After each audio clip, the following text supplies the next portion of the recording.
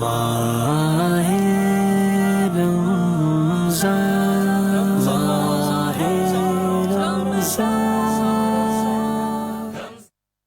माहे रमज़ान नहमदुहु व नुसल्ली व नुसल्लिमु अला रसूलिहिन नबिय्यिल करीम इहदिनस सिरातल मुस्तकीम सिरातल लज़ीना अनअमत अलैहिम गैरिल मग़दूबि अलैहिम वलद्दाल्लीन आमीन। क़ाल अल्लाहु तबारक व तआला फ़िल क़ुरआनिल मजीद इन्नल्लाह व मलाइकतहु युसल्लूना अलन नबी या अय्युहल्लज़ीना आमनू सल्लू अलैहि व सल्लिमू तस्लीमा। अल्लाहुम्मा सल्लि अला सय्यिदिना व मौलाना व मलजअना व मअवाना व हबीबिना व तबीबिना व करीबिना व रऊफिना व रहीमिना व मुईनिना व मौलाना मुहम्मदिन व बारिक व सल्लिम सलात व सलामन अलैका या सय्यदी या मक्की या मदनी या अरबी या तराशी या रसूल अल्लाह सल्लल्लाहु अलैहि वसल्लम। सुबह तैबा में हुई बढ़ता है बाड़ा नूर का और सदका लेने नूर का आया है तारा नूर का 12वीं के चांद का मुजरा है सजदा नूर का और 12 बुर्जों से झुका एक एक सितारा नूर का। तेरी नस्ले पाक में है बच्चा बच्चा नूर का। आका तू है ऐन नूर तेरा सब घराना नूर का।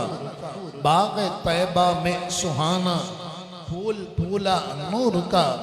मस्त बू है बुलबुलें पढ़ती हैं कलमा नूर का। तेरे ही माथे सजा ए जान सेहरा नूर का और बख्त जागा नूर का। चमका सितारा नूर का। चांद झुक जाता जिधर उंगली उठाते महद में और क्या ही चलता था इशारों पर खिलौना नूर का। सुरमगी आंखें हरीम हक के वो मुश्की गजाल के है फजाए लामका तक जिनका रमना नूर का। शम्अ दिल मिशकात तन सीना जुजाजा नूर का। आका तेरी सूरत के लिए आया है सूरा नूर का। काफ येसु हा दहन या अबरू आंखें ऐन साद काफ हा या ऐन साद उनका है चेहरा नूर का। ए रज़ा ये अहमद नूरी का फैज़ नूर है हो गई मेरी गजल बढ़कर कसीदा नूर का। बिहम्दिल्लाह ताला रब्बुल आलमीन का करोड़ शुक्र है कि जिसने आज एक बार फिर कुरान मजीद फुरक़ान हमीद के अनवार और तजल्लियात से हम सबको बेराबर होने की तौफीक अता फरमाई है।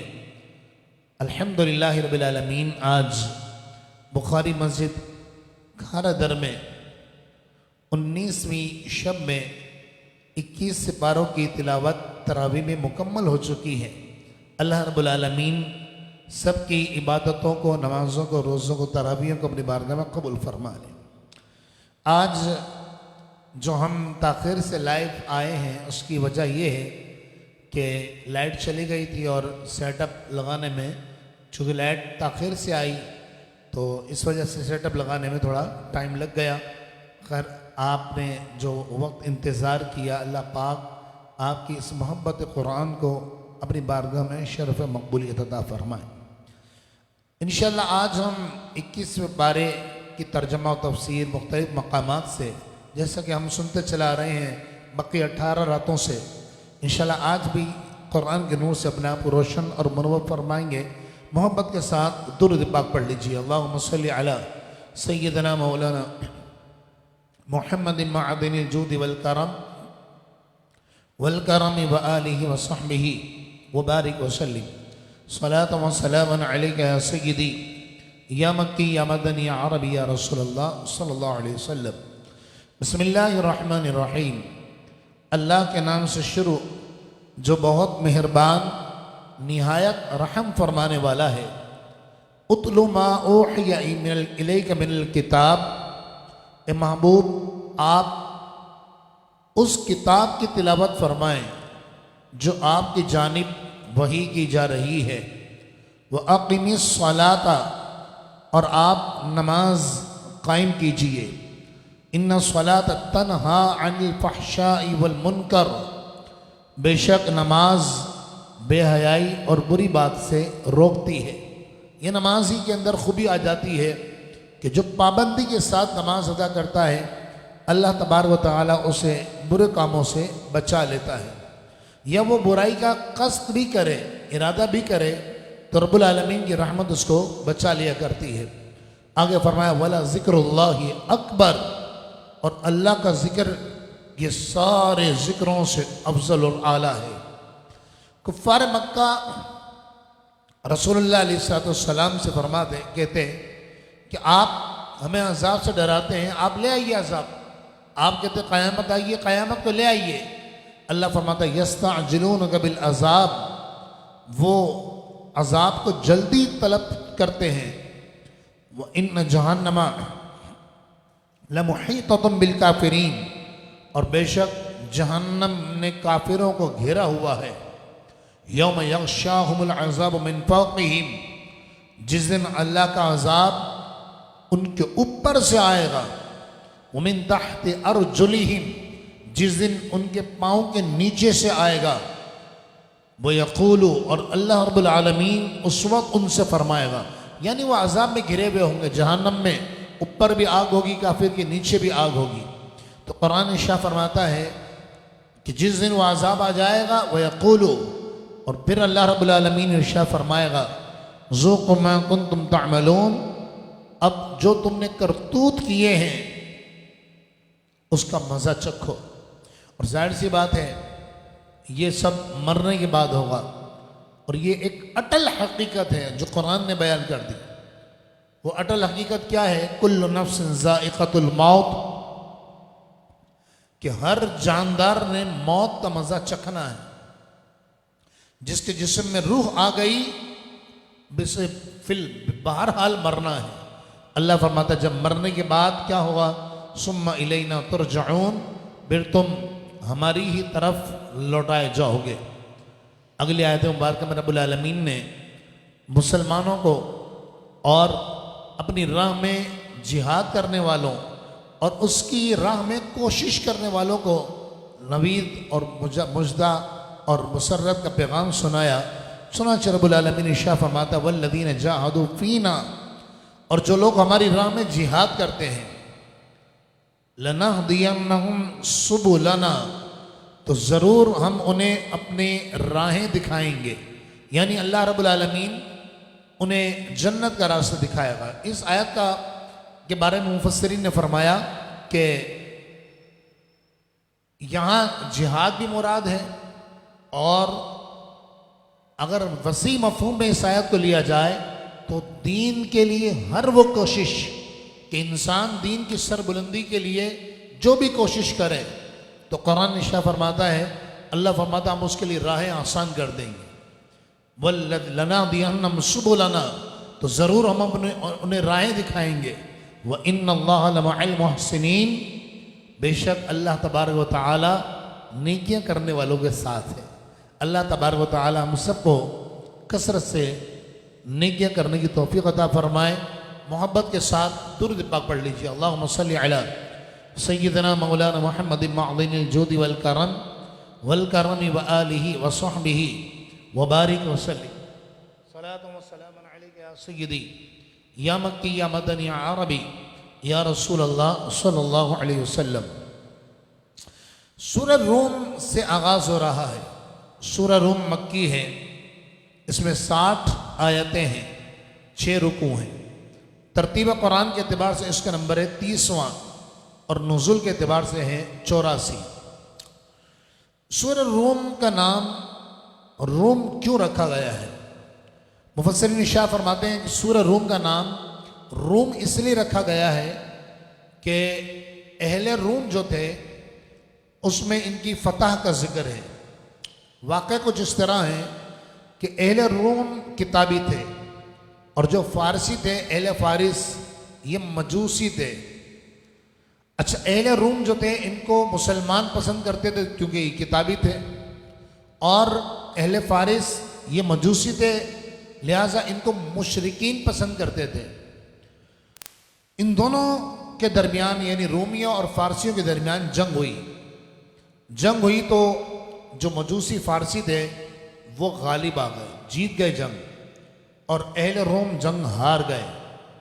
तो इससे मुसलमानों के बड़े दिल दुखे। और सिर्फ यही नहीं कि जंग हार गए, बल्कि काफी मुशरिकीन ने ताने दिए, और मुशरिकीन कहने लगे कि जिस तरह अहले रोम पर अहले फारिस गालिब आ गए ना, ऐसे ही हम एक दिन तुम पर गालिब आ जाएंगे। तो कुरान मजीद फुरकान हमीद ने इन्हें एक नवीद सुनाई, एक खुशखबरी सुनाई और एक गैब की खबर दी, आने वाले मुस्तकबिल की खबर दी। चुनांचे रब्बुल आलमीन ने फरमाया कि बस चंद दिनों की बात है, फिर दोबारा अहले रोम अहले फारिस के ऊपर गालिब आ जाएंगे। चुनांचे रब्बुल आलमीन इरशाद फरमाता है, बिस्मिल्लाहिर्रहमानिर्रहीम, अल्लाह के नाम से शुरू जो बहुत मेहरबान निहायत रहम फरमाने वाला है। अलिफ लाम मीम हुरूफ मुक़त्तआत है। इसका माना क्या है, मतलब क्या है, कि सिर्फ अल्लाह जानता है और उसके रसूल जानते हैं सल्लल्लाहु अलैहि वसल्लम। गुलिबतिर रूम, अहले रोम फारसियों से मगलूब हो गए। फी अदनल अर्दी, करीब की सरजमीन में। ये करीब की सरजमीन कौन सी है? मुफस्सिरीन इरशाद फरमाते हैं ये मुल्क शाम की सरजमीन थी। वहुम मिन बादि गलबिहिम सयगलिबून, वो अपने मगलूब होने के बाद अन करीब दोबारा गालिब हो जाएंगे। ये मुस्तकबिल की खबर दी कुरान ने, फरमाया वो दोबारा गालिब हो जाएंगे। फी बिदअ सिनीन, चंद सालों में बस। और वो चंद साल कितने हैं पता है? जो कुरान ने खबर दी तो 9 साल बाद अल्लाह रब्बुल आलमीन ने दोबारा अहले रोम को गालिब कर दिया और फारसी मगलूब हो गए। लिल्लाहिल अम्रु मिन क़ब्लु, अल्लाह ही का हुक्म पहले भी था, मिन बादु, और बाद में भी अल्लाह ही का हुक्म है। क्या मतलब? मतलब ये कि पहले भी अहले फारिस जो गालिब हुए थे वो अल्लाह का हुक्म था, और दोबारा अहले रोम गालिब आ गए, ये भी अल्लाह का हुक्म है। वह यौम इज़ यफ़रहुल मुमिनून, और उस दिन ईमान वाले, जिस दिन ये रोमी गालिब आएंगे उस दिन ईमान वाले खुश हो रहे होंगे। अल्लाह तबारक व तआला की ये बयान की हुई मुद्दत जो अल्लाह रब्बुल आलमीन ने गैब की खबर मुसलमानों को अता फरमाई और ये पेशन गोई की, ये पेशन गोई सिर्फ 9 साल में अल्हम्दुलिल्लाह रब्बिल आलमीन मुसलमानों के हक़ में बेहतर साबित हुई, और अल्लाह रब्बुल आलमीन ने मुसलमानों को फतह और नुसरत का पैगाम अता फरमाया और अहले रोम गालिब आ गए। इस तरह मुसलमानों के दिल दोबारा खुश हो गए। अगर रब्बुल आलमीन ने इरशाद फरमाया, अवलम यराउ, क्या उन्होंने देखा नहीं, कुफ्फार ये देखते नहीं, अन्नल्लाह यबसुतु रिज़्क़ लिमन यशाउ व यक़दिर, अल्लाह जिसके लिए चाहता है रिज़्क़ कुशादा कर देता है और जिसके लिए चाहता है रिज़्क़ तंग कर देता है। इन्न फ़ी ज़ालिका लआयातिन लिक़ौमिन युमिनून, बेशक इन आयतों में ईमान वालों के लिए निशानी है। अल्लाह रब्बुल आलमीन जितने बेरोज़गार दर्स कुरान में शामिल हैं, रब्बुल आलमीन सब बेरोज़गारों को हलाल रोज़ियों से मालामाल फरमाए। मोहब्बत के साथ दुरूद पाक पढ़ लीजिए, अल्लाहुम्मा सल्लि अला सय्यिदना मौलाना मुहम्मदिन मअदिनिल जूदि वल करमी व आलिहि व सहबिहि व बारिक वसल्लम।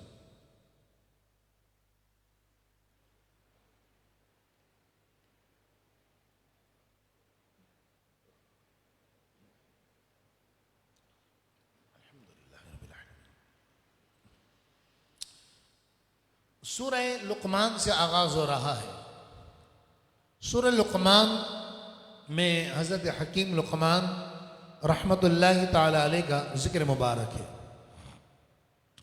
रब्बुल आलमीन ने हकीम लुक़मान रहमतुल्लाहि ताला अलैह को बड़ी हिकमत और दानाई अता फरमाई थी। इंशाअल्लाह जब बात आगे चलेगी तो हम समाअत करेंगे। सूरह लुक़मान मक्की है इसमें 34 आयतें और 4 रुकू हैं। तरतीब कुरान के अतबार से इसका नंबर है 31 और नुज़ुल के अतबार से है 57। बिस्मिल्लाहिर्रहमानिर्रहीम, अल्लाह के नाम से शुरू जो बहुत मेहरबान निहायत रहम फरमाने वाला है। अलिफ लाम मीम हुरूफ मुक़त्तआत हैं। इसका माना क्या है, मतलब क्या है, ये सिर्फ अल्लाह रब्बुल आलमीन ही बेहतर जानता है। तिलका आयातुल किताबिल हकीम, ये हिकमत भरी आयतें, किताब की आयतें हैं। हुदम व रहमतल लिल मुहसिनीन, जो हिदायत भी हैं और रहमत भी हैं। लेकिन किन के लिए? ये कुरान किसके लिए हिदायत और रहमत है? कुरान ने इरशाद फरमाया हिदायत भी है, रहमत भी है। लिल मुहसिनीन, नेकियां करने वालों के लिए। और नेकियां करने वाले कौन लोग हैं? उनकी चंद सिफतें कुरान ने बयान फरमाई। फरमाया अल्लज़ीना युक़ीमून अस्सलाता, वो जो नमाज अदा करते हैं। व यूतून ज़काता, और ज़कात देते हैं, यानी ज़कात फ़र्ज़ हो जाए तो ज़कात अदा करते हैं। वो हम बिल आखिरती हम युक़िनून, और यही लोग आखिरत पे यकीन रखते हैं। उलाइका अला हुदम मिन रब्बिहिम, यही वो लोग हैं कि जो अपने रब की तरफ से हिदायत पर है। व उलाइका हुमुल मुफ़लिहून, और यही लोग कामयाबी पाने वाले हैं। अगली आयत मुबारक में पहले हम आयत का तर्जमा पढ़ लेते हैं, सुन लेते हैं, फिर मैं इसकी वजाहत आपकी खिदमत में पेश करता हूँ। रब्बुल आलमीन शाह फरमाता है वमिनन नास मन यश्तरी लहवल हदीसी, और कुछ लोग लहवल हदीस खरीदते हैं। लहवल हदीस क्या क्या माना है? लहवल हदीस का माना है खेल कूद की बातें, फजूलियात। लहव का माना क्या है? मुफस्सिरीन इरशाद फरमाते हैं लहव खेल को कहा जाता है। खेल, कोई सभी खेल हो, और हर लहव सिर्फ खेल नहीं बल्कि हर उस बातिल चीज को कहते हैं, बेकार चीज को कहते हैं जो इंसान को नेकी से और नेक कामों से, काम की बातों से गाफिल कर दे। वो लहव है, लहवल हदीस। बेकार की बात है, बेकार के खेलकूद, बेकार के कामकाज। लिहाजा ये वीडियो गेम्स खेलना मोबाइल के अंदर, इसी तरह ही डाइजेस्टें, नावल, अफसाने, ड्रामे, फिल्में, गाने, बाजे, ये सब लहवल हदीस में दाखिल है कि जिसका दुनिया या आखिरत में कोई फायदा ना हो, बस वो लहव है। या तो दुनियावी फायदा होना चाहिए, जिससे आप कारोबार करते हैं, बिजनेस करते हैं, अच्छी बात है, खैर जी, बहुत अच्छी बात है। लेकिन अब आप खुद सोचिए कि क्रिकेट एक जमाना है जो देखता है, और लोग तमाशाई होते हैं, घंटों बर्बाद कर रहे होते हैं। मतलब इसका सिवाय वक्त के ज़िया के और ब्लड प्रेशर बढ़ाने के कोई फ़ायदा नहीं है। यानी दुनियावी एतबार से, उखरवी एतबार को तो बाद में हम डिस्कस करें, लेकिन दुनियावी एतबार से भी देखें तो डिप्रेशन बढ़ेगा आपको, और टेंशन बढ़ेगा, और टेंशन जब बढ़ेगा तो मैदे पे इफ़ेक्ट करेगा, वो मैदा आपका मुतासिर होगा, और जाहिर सी बात है ये लहवल हदीस में दाखिल है। इस तरह की जितनी भी बातें हैं, आजकल वो नौजवान पबजी खेल रहे होते हैं, ये सब इंतहाई फजूल किस्म के। याद रखिए, जो वो काम वाला शख्स होगा ना, जिसने अपनी ज़िंदगी का एक मकसद बनाया होगा, वो कभी अपना वक्त ज़ाया नहीं करेगा। हज़रत आयशा रज़ियल्लाहु तआला अन्हा इरशाद फरमाती हैं कि इंसान के लिए बड़ी बड़ी मुसीबतें हैं, लेकिन सबसे बड़ी मुसीबत यह है कि बंदा अपना वक्त ज़ाया कर दे। ये बहुत बड़ी मुसीबत है। आज गौर कीजिए, मुझ समेत हम सब गौर करें कि हमारा कितना वक्त फालतू कामों में गुजरता है, कितना वक्त ऐसा है जो या तो हमारे आखिरत के लिए फ़ायदेमंद हो या दुनिया के लिए फ़ायदेमंद हो। अब हुआ ये आयत का शान नुज़ुल ख़ास है, लेकिन हुक्म आम है। कुरान ने ये क्यों बयान किया? कौन शख्स था जो लहवल हदीस, लहव, बेकार और फजूल चीज़ें खरीदता था? ये मक्का मुकर्रमा का एक ताजिर था जो कि जंग बदर में जिल्लत और रसवाई के साथ कत्ल हुआ, ये था नदर बिन हारिस। और ये तिजारत के सिलसिले में दूर दराज के इलाकों में जाया करता था, मुल्कों में जाता, तो वहाँ जाकर ये किताबें, कहानियाँ और रिसाले टाइप चीज़ें लेकर आता, और झूठे मूठे उसमें किस्से बने हुए होते, उसमें लिखे हुए होते, और आकर कुफ्फार कुरैश को ये सुनाया करता था। चुनांचे लोग उसकी झूठी मूठी किस्से और कहानियों में मसरूफ़ होकर कुरान की तरफ तवज्जो नहीं करते थे। तो कुरान मजीद फुरक़ान हमीद ने इसकी मज़म्मत बयान फरमाई। फरमाया वमिन अन्नास मन यश्तरी लहवल हदीसी, कुछ लोग खेल की बातें खरीदते हैं, खेल कूद की, लियुदिल्ला अन सबीलिल्लाहि बिगैरि इल्म, ताकि वो लोगों को जहालत की वजह से अल्लाह के रास्ते से गुमराह कर दें। जहालत की वजह से आप देखिएगा कि जिस कदर लोग, बुरा नहीं मानेंगे लेकिन बात हकीकत है, ये इस तरह के फजूल कामों में जो पड़े हुए होते हैं ना, ये वो होते हैं कि जिनको कोई काम काज नहीं होता आमतौर पर। हकीकत में आपको अर्ज कर रहा हूँ, हम अपनी रूटीन पर गौर करें ना, हम कितने ही घंटे ज़ाया कर देते हैं गेम खेलने में, मोबाइल के अंदर, डाइजेस्टों में, कहानियाँ पढ़ने में, ड्रामों में, फिल्मों में, ज़िंदगी के कीमती लम्हात ज़ाया कर देते हैं। और यही बदकिस्मती से वो लोग होते हैं जो कह रहे होते हैं यार टाइम ही नहीं मिलता है, क्या कुरान पढ़ें, टाइम ही नहीं मिलता, आपको क्या फ़ोन करें। हम अगर वाकई गौर करें ना, तो हम कितने ही घंटे इन फजूलियात के अंदर ज़ाया कर डालते हैं। तो कुरान ने एक तरीक़ाकार दिया मुसलमान को कि उसकी ज़िंदगी कैसे गुजरनी चाहिए।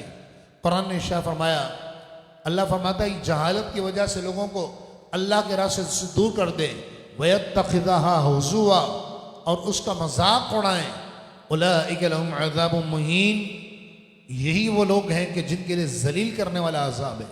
यानी जो नदर बिन हारिस, अल्हम्दुलिल्लाह हम तो मुसलमान हैं, अल्हम्दुलिल्लाह कह दीजिए अल्हम्दुलिल्लाह, अल्लाह हमारे ईमान पर इस्तिकामा में अता फरमाए।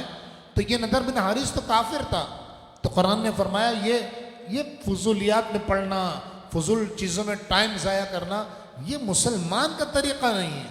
मुसलमान को तो एक शेड्यूल दिया गया है कि तूने पूरी ज़िंदगी इस तरह गुजारनी है, तेरा उठना, बैठना, चलना, फिरना, ताल्लुक, ला ताल्लुक होना, ये सब अल्लाह के लिए हो, और इसी में ज़िंदगी गुजारे, ताकि तू कारोबार भी करे तो तुझे सवाब मिले, तू शादी भी करे तो तुझे सवाब मिले, तू खाना भी खाए तो सवाब मिले, हत्ता कि अगर तू सोए तो सुन्नत के मुताबिक सो, ताकि तुझे सोने के भी सवाब मिले।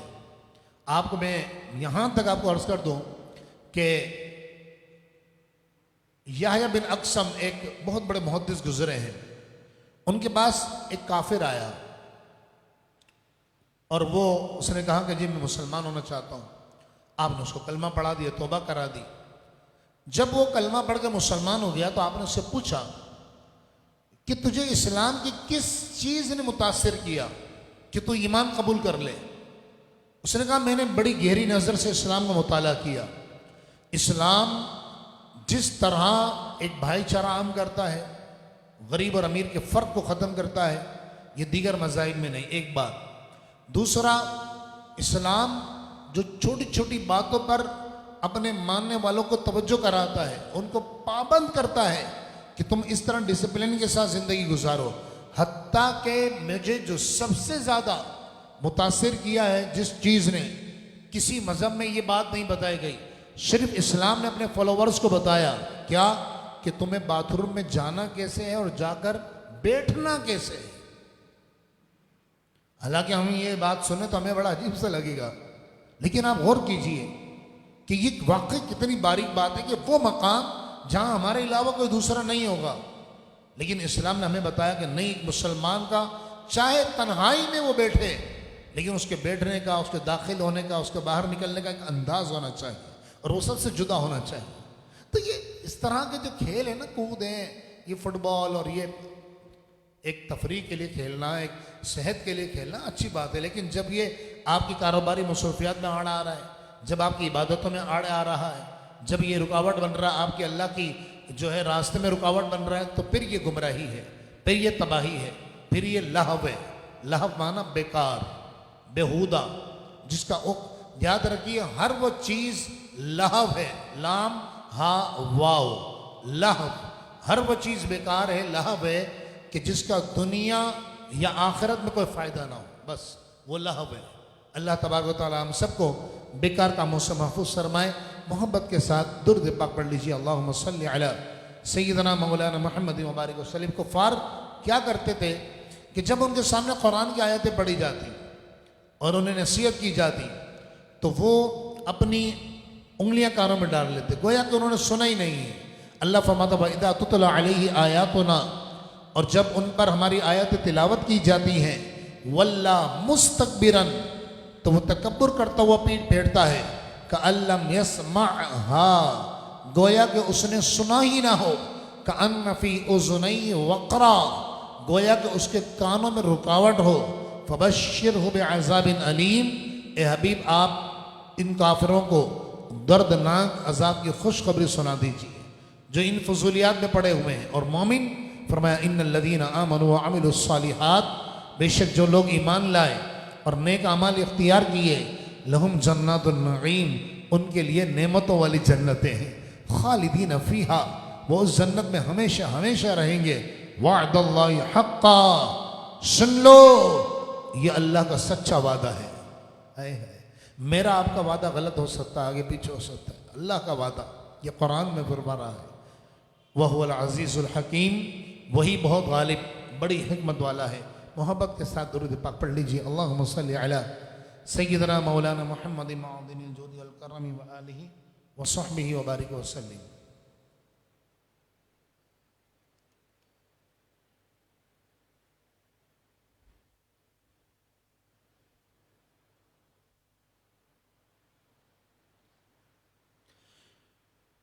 अगली आयत मुबारक में रब्बुल आलमीन ने हज़रत हकीम लुक़मान का जिक्र फरमाया। इरशाद फरमाया वलक़द आतैना लुक़मान अल हिकमता, बेशक हमने लुक़मान को हिकमत अता की। सूरह लुक़मान 21वें पारे में मुकम्मल इनके नाम की मुनासबत से सूरह मुबारक नाजिल की गई। मुफस्सिरीन इरशाद फरमाते हैं कि हज़रत लुक़मान रज़ी अल्लाह ताला अन्हु हज़रत अय्यूब अलैहिस्सलाम के खालाजाद भाई थे और ये 1000 साल तक जिंदा रहे। 1000 साल उम्र मुबारक पाई इन्होंने हज़रत दाऊद अलैहिस्सलाम का ज़माना पाया और उनसे इल्म हासिल किया, यानी ये बराह रास्त दाऊद अलैहिस्सलाम के शागिर्द हैं। हज़रत दाऊद अलैहिस्सलाम के ऐलान नबूवत से पहले हज़रत हकीम लुक़मान जो कि बड़े साहिब इल्म थे तो ये फतवा दिया करते थे, लेकिन जब दाऊद अलैहिस्सलाम मनसब रिसालत और नबूवत पर फाइज हुए तो इन्होंने फतवा देना बंद कर दिया। अब सवाल ये पैदा होता है कि लुक़मान जो हैं, हकीम लुक़मान, ये नबी हैं या नहीं? तो आला हज़रत रहमतुल्लाहि ताला अलैह ने लिखा है, फरमाया कि जमहूर उलमा और मुफस्सिरीन यही फरमाते हैं कि हज़रत हकीम लुक़मान नबी नहीं थे बल्कि अल्लाह के वली थे। चुनांचे हज़रत सय्यदना इब्न उमर रज़ी अल्लाह ताला अन्हुमा रिवायत करते हैं कि मैंने रसूलुल्लाह सल्लल्लाहु अलैहि वसल्लम को ये फरमाते हुए सुना है कि लुक़मान नबी नहीं थे, लेकिन वो बहुत गौर और फिक्र करने वाले अल्लाह के नेक बंदे थे। उनका अकीदा अच्छा था, वो अल्लाह से मोहब्बत करते थे और अल्लाह ताला ने उनको अपना महबूब बना लिया था। इनको हकीम क्यों कहा जाता है? एक तो वो होते हैं जो प्रोफेशनल हकीम होते हैं, बाकायदा नब्ज़ वगैरह देखते हैं और दवाइयाँ तजवीज़ करते हैं, ये वो वाले हकीम नहीं थे, बल्कि मुफस्सिरीन फरमाते हैं अल्लाह ताला ने इन्हें हिकमत और दानाई अता फरमाई थी। चुनांचे अल्लामा सैयद मोहम्मद महमूद आलूसी रहमतुल्लाहि ताला अलैह तफसीर रूहुल मानी में इरशाद फरमाते हैं कि हिकमत से मुराद अक़ल, फ़हम और ज़हानत है।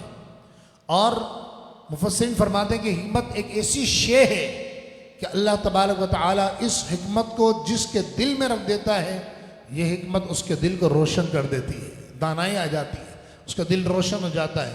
चुनांचे तफसीर रूहुल बयान में हज़रत अबू हुरैरा रज़ी अल्लाह तआला अन्हु से मरवी है, आप फरमाते हैं कि एक आदमी का हज़रत लुक़मान के पास से गुज़र हुआ।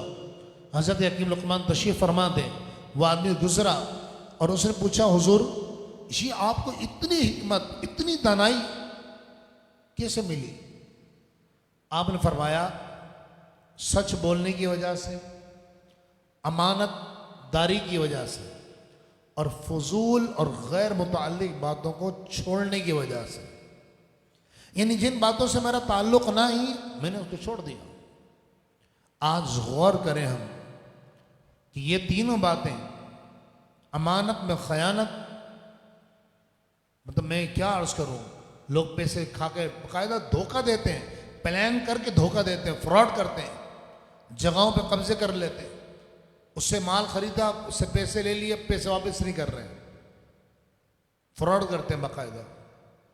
इसी तरह झूठ, ये तो फिर आप सबको पता है कि क्या कुछ मामला चल रहे हैं। इसी तरह फजूल और गैर मुताल्लिक बातों से, इसका अंदाज़ा इससे लगा लें कि वक्त मुझे इजाज़त नहीं दे रहा कि मैं ये मिसालें पेश करूं, इसलिए बस एक एक मिसाल समझाने के लिए अर्ज़ कर रहा हूं कि आप खुद सोचिए कि बकरीद के दिनों में गाय लेकर आते हैं, लोग खामोखा सवाल करते हैं, कितने के लिए? अरे भाई तुझे क्या करना है, आपको ख़रीदनी है ये गाय, या आप कोई व्यापारी हैं, क्या है? तो लिहाजा हम गौर करें। इसी तरह पड़ोस में, दुकानदार में खामोखा टो में लगे रहते हैं, इन सब बातों से परहेज करें। ये एक मोमिन की शान शान नहीं है। सरकार दो आलम अलैहिस्सलाम एक मरतबा तशरीफ़ फरमाते कि हुजूर ने फरमाया कि अभी इस दरवाजे से एक जन्नती दाखिल होगा। साहबा फरमाते हम हैरान रह गए, हमने कहा कौन खुश नसीब है वो कि जिसको हुजूर ज़ाहिरी हयात तैयबा में जन्नत की खुशखबरी सुना रहे। आप फरमाते हैं कि हमने देखा थोड़ी देर में हज़रत मुआज़ रज़ी अल्लाह तआला अन्हु दाखिल हुए, तो हमने भाग के उन्होंने मुबारकबाद दी और हमने कहा आपको मुबारक हो, आपको हुजूर ने जन्नती होने का शरफ अता फरमाया है। अच्छा हमें ये बताइए कि आप ऐसा क्या अमल करते हैं कि दुनिया में मालिक जन्नत साक़े कौसर आपको जन्नती होने का मुजदा और खुशखबरी अता फरमा रहे हैं? तो आपने फरमाया कि कुछ ज़्यादा तो नहीं, बस जब मैं वुज़ू होता हूँ तो वुज़ू कर लेता हूँ और मैंने आज तक किसी का बुरा नहीं चाहा। इसी 3 काम करता हूँ, जब मैं वुज़ू होता हूँ वुज़ू कर लेता हूँ, आज तक किसी का बुरा नहीं चाहा, और तीसरा जिस काम में मेरा ताल्लुक नहीं था मैं कभी उसमें पड़ा नहीं। टो लेना, पीछे पड़ना, ये एक मोमिन की शान नहीं है। आइए हज़रत हकीम लुक़मान की बड़ी प्यारी नसीहतें जो कुरान ने बयान की है, अल्लाह के कलाम ने बयान की है, और ख़ुसूसन जो इस वक्त वालिदैन सुन रहे हैं उनसे मैं कहूँगा कि अंदाज़ तरबियत देखिए अपना बच्चे का, अपनी बीवी का अंदाज़ तरबियत, कि जो आपने जिस अंदाज से तरबियत फरमाई। अल्लामा इस्माइल हक़ी रहमतुल्लाहि ताला अलैह आपके बारे में क्या फरमाते हैं इंशाअल्लाह। पहले हम तर्जमा सुन लें आयत का, फिर बात आगे करते हैं। रब्बुल आलमीन इरशाद फरमाता है वलक़द आतैना लुक़मानल हिकमता, और बेशक हमने लुक़मान को हिकमत अता फरमाई और उन्हें हुक्म दिया अनिश्कुर लिल्लाह, कि आप अल्लाह का शुक्र अदा कीजिए। वमन यशकुर, और जो अल्लाह का शुक्र अदा करता है फ़इन्नमा यशकुरु लिनफ़्सी, तो वो अपने भले के लिए ही अल्लाह का शुक्र अदा करता है। इंसान नाशुक्री करेगा वो अपना तबाही करेगा, अपने आप को हलाकत में डालेगा। अल्लाह पाक हम सबको शुक्रगुजार बंदों में शामिल फरमाए। वमन कफरा, और जिसने नाशुक्री की तो सुन लो फ़इन्नल्लाह गनियुन हमीद, बेशक अल्लाह ताला बेनियाज और बहुत तारीफ़ के लायक है। वइज़ क़ाल लुक़मान लिब्निही वहुव यईज़ुहु, और याद कीजिए कि जब लुक़मान अपने बेटे को नसीहत कर रहे थे। ये कौन सा मौका है कि कुरान ये बात इरशाद फरमा रहा है, कौन सी नसीहत थी और बेटे को नसीहत करने की ज़रूरत क्यों पेश आ रही थी? चुनांचे तफ़सीर रूहुल बयान जिल्द नंबर 7 सफ़ा नंबर 94 पर अल्लामा इस्माइल हक़ी रहमतुल्लाहि ताला अलैह लिखते हैं कि हकीम लुक़मान का बेटा और बीवी दोनों काफिर थे, गैर मुस्लिम थे। हत्ता कि हज़रत हकीम लुक़मान इन दोनों को नसीहत करते रहे, यहाँ तक कि दोनों मुसलमान हो गए। पहले अल्लाह ने बीवी का दिल रोशन किया और बाद में दिल बेटे का दिल रोशन किया और दोनों कलमा पढ़कर मुसलमान हो गए। और इसी बात को अल्लामा सैयद मोहम्मद महमूद आलूसी रहमतुल्लाह ताला अलैह ने तफसीर रूहुल मानी जुज़ नंबर 21 सफ़ा नंबर 128 पर इसी बात को बयान किया है कि हज़रत हकीम लुक़मान की बीवी और बेटा काफिर थे, लेकिन जब आपने नसीहत फरमाई, तरबियत फरमाई तो वो मुसलमान हो गए। अब अंदाज से तरबियत देखे अपने बच्चे का। और आज जितने वालिदैन इस वक्त मुझे सुन रहे हैं, ये वालिदैन के लिए बड़ा ही ज़बरदस्त, गोया कि कुरान ने हमें उसूल सिखा दिया कि बच्चे की तरबियत करनी कैसे है, उसको स्टेप बाय स्टेप तरबियत कैसे लेकर चलनी है। सुनिए, रब्बुल आलमीन इरशाद फरमाता है, मैं एक बात आप सबसे अर्ज कर दूं कि वक्त इतना इजाज़त नहीं दे रहा मुझे कि मैं हर बात की वजाहत करूं। बस मैं यूँ समझ ली कि नुक्ता लगाता जाऊंगा और आप समझते जाएं, सिर्फ वजाहत तर्जमा पढ़ के तफसीर करके, और हमें इससे क्या दर्स मिल रहा है ये नुक्ता मैं इंशाअल्लाह आपके सामने पेश कर दूंगा। बाकी आप माशाल्लाह सब समझदार हैं, वालिदैन तो ख़ास तौर पर बहुत तवज्जो के साथ सुने कि कुरान ने क्या अंदाज़ तरबियत, चूँकि तरबियत ये सबसे अहम है। और आप जानते हैं कि तरबियत कोई ये महीना 15 दिन का काम नहीं होता है, इसमें ज़िंदगी लग जाती है। जब जाके एक माशरे का अच्छा फ़र्द तैयार होता है, ये माँ बाप की जिम्मेदारी है। माँ बाप आते हैं 4 दिन, और 4 दिन आकर मौलवी साहब को बोलेंगे, मौलवी साहब बच्चा नमाज नहीं पढ़ता है, स्कूल में जाके बोलेंगे ये होमवर्क नहीं करता, पढ़ता नहीं है, घर में नहीं पढ़ रहा। अरे भाई क्यों, ऐसी क्या तरबियत में कमी है? देखिए मसला ये होता है कि हम दुनिया के सामने फलसफर बनते फिरते हैं, समझाते हैं लोगों को, लेकिन अपने बच्चों को समझाते नहीं हैं। ये मैं अक्सर के लिए अर्ज कर रहा हूँ, सारे वालिदैन नहीं होते ऐसे, बाज़ वालिदैन बहुत समझदार होते हैं और वाकई बच्चों की तरबियत करते हैं। तो बच्चों को लेकर बैठें, समझाएं उनको, उनके मसले को सुने। वालिदैन समझते हैं बस उनको गुस्सा आया और उन्होंने एक थप्पड़ लगा देना है, ये इंतहाई गलत अंदाज है। सख्ती करना भी ज़रूरी है, लेकिन उनको सुने, उनको समझाएं। वज़क्किर फ़इन्न ज़िक्र तनफ़उल मुमिनीन, कुरान निशा फरमाता है समझाओ, समझाना मुसलमानों को फ़ायदा देता है। अब देखिए कुरान क्या फरमा रहा है, बेटा काफिर है और बाप दाऊद अलैहिस्सलाम का शागिर्द हकीम लुक़मान रहमतुल्लाहि ताला अलैह। अल्लाहु अकबर, अल्लाहु अकबर। अय्यूब अलैहिस्सलाम ये खालाजाद भाई, इतना बड़ा मकाम, बेटा काफिर है। अल्लाह ने जो अंदाज़ तरबियत बयान किया इनका, कुरान इरशाद फरमाता है इज़ क़ाल लुक़मान लिब्निही, याद कीजिए कि जब लुक़मान ने अपने बेटे से फरमाया वहुवा यइज़ुहु, वो उसे नसीहत कर रहे थे, डांट नहीं रहे थे। नसीहत कैसे की जाती है, ये कुरान का अंदाज़ तरबियत है। कुरान हमें ये वाक़या बयान करके हमें समझा रहा है कि बच्चे की तरबियत कैसे करनी है। वहुवा यइज़ुहु, वो उसे नसीहत कर रहे थे। पहली नसीहत अल्लाह के बारे में कि बेटा मुशरिक था ना, काफिर था, तो फरमाया या बुनय्या ला तुशरिक बिल्लाह, ए मेरे प्यारे बेटे अल्लाह के साथ किसी को शरीक न ठहराना। क्यों? इन्न शिर्क लज़ुल्मुन अज़ीम, बेशक शिर्क करना ये बहुत बड़ा जुल्म है। फिर अगले आयत मुबारक में रब्बुल आलमीन ने इंसान को वालिदैन के साथ नेकी करने का हुक्म दिया, और ये सारी इंसानियत के लिए। अचानक बीच में वालिदैन की तरबियत करते करते रब्बुल आलमीन ने पहले औलादों को बताया कि सुनो, कहीं ये मत समझना कि हमारे वालिदैन ने हमारी तरबियत सही नहीं की। नहीं, तुम्हें कोई इख्तियार नहीं है कि वालिदैन के सामने तुम उफ भी करो, और माँ का इख्तियारात तो सबसे ज्यादा है। रब्बुल आलमीन इरशाद फरमाता है ववस्सैनल इंसान बिवालिदैहि, और हमने इंसान को उसके वालिदैन के साथ नेकी करने का हुक्म दिया। वालिदैन के साथ उसने सलूक करने का। आज हम कौन सा सलूक करते हैं वालिदैन के साथ? उसने सलूक होता है, आंखें चढ़ा के बात करेंगे, बदतमीजी से बात करेंगे। याद रखिए, वालिदैन का दिल दुखाना हराम है, गुनाह कबीरा है। अच्छा, एक बात मैं आपसे कोर्स करता चलूँ।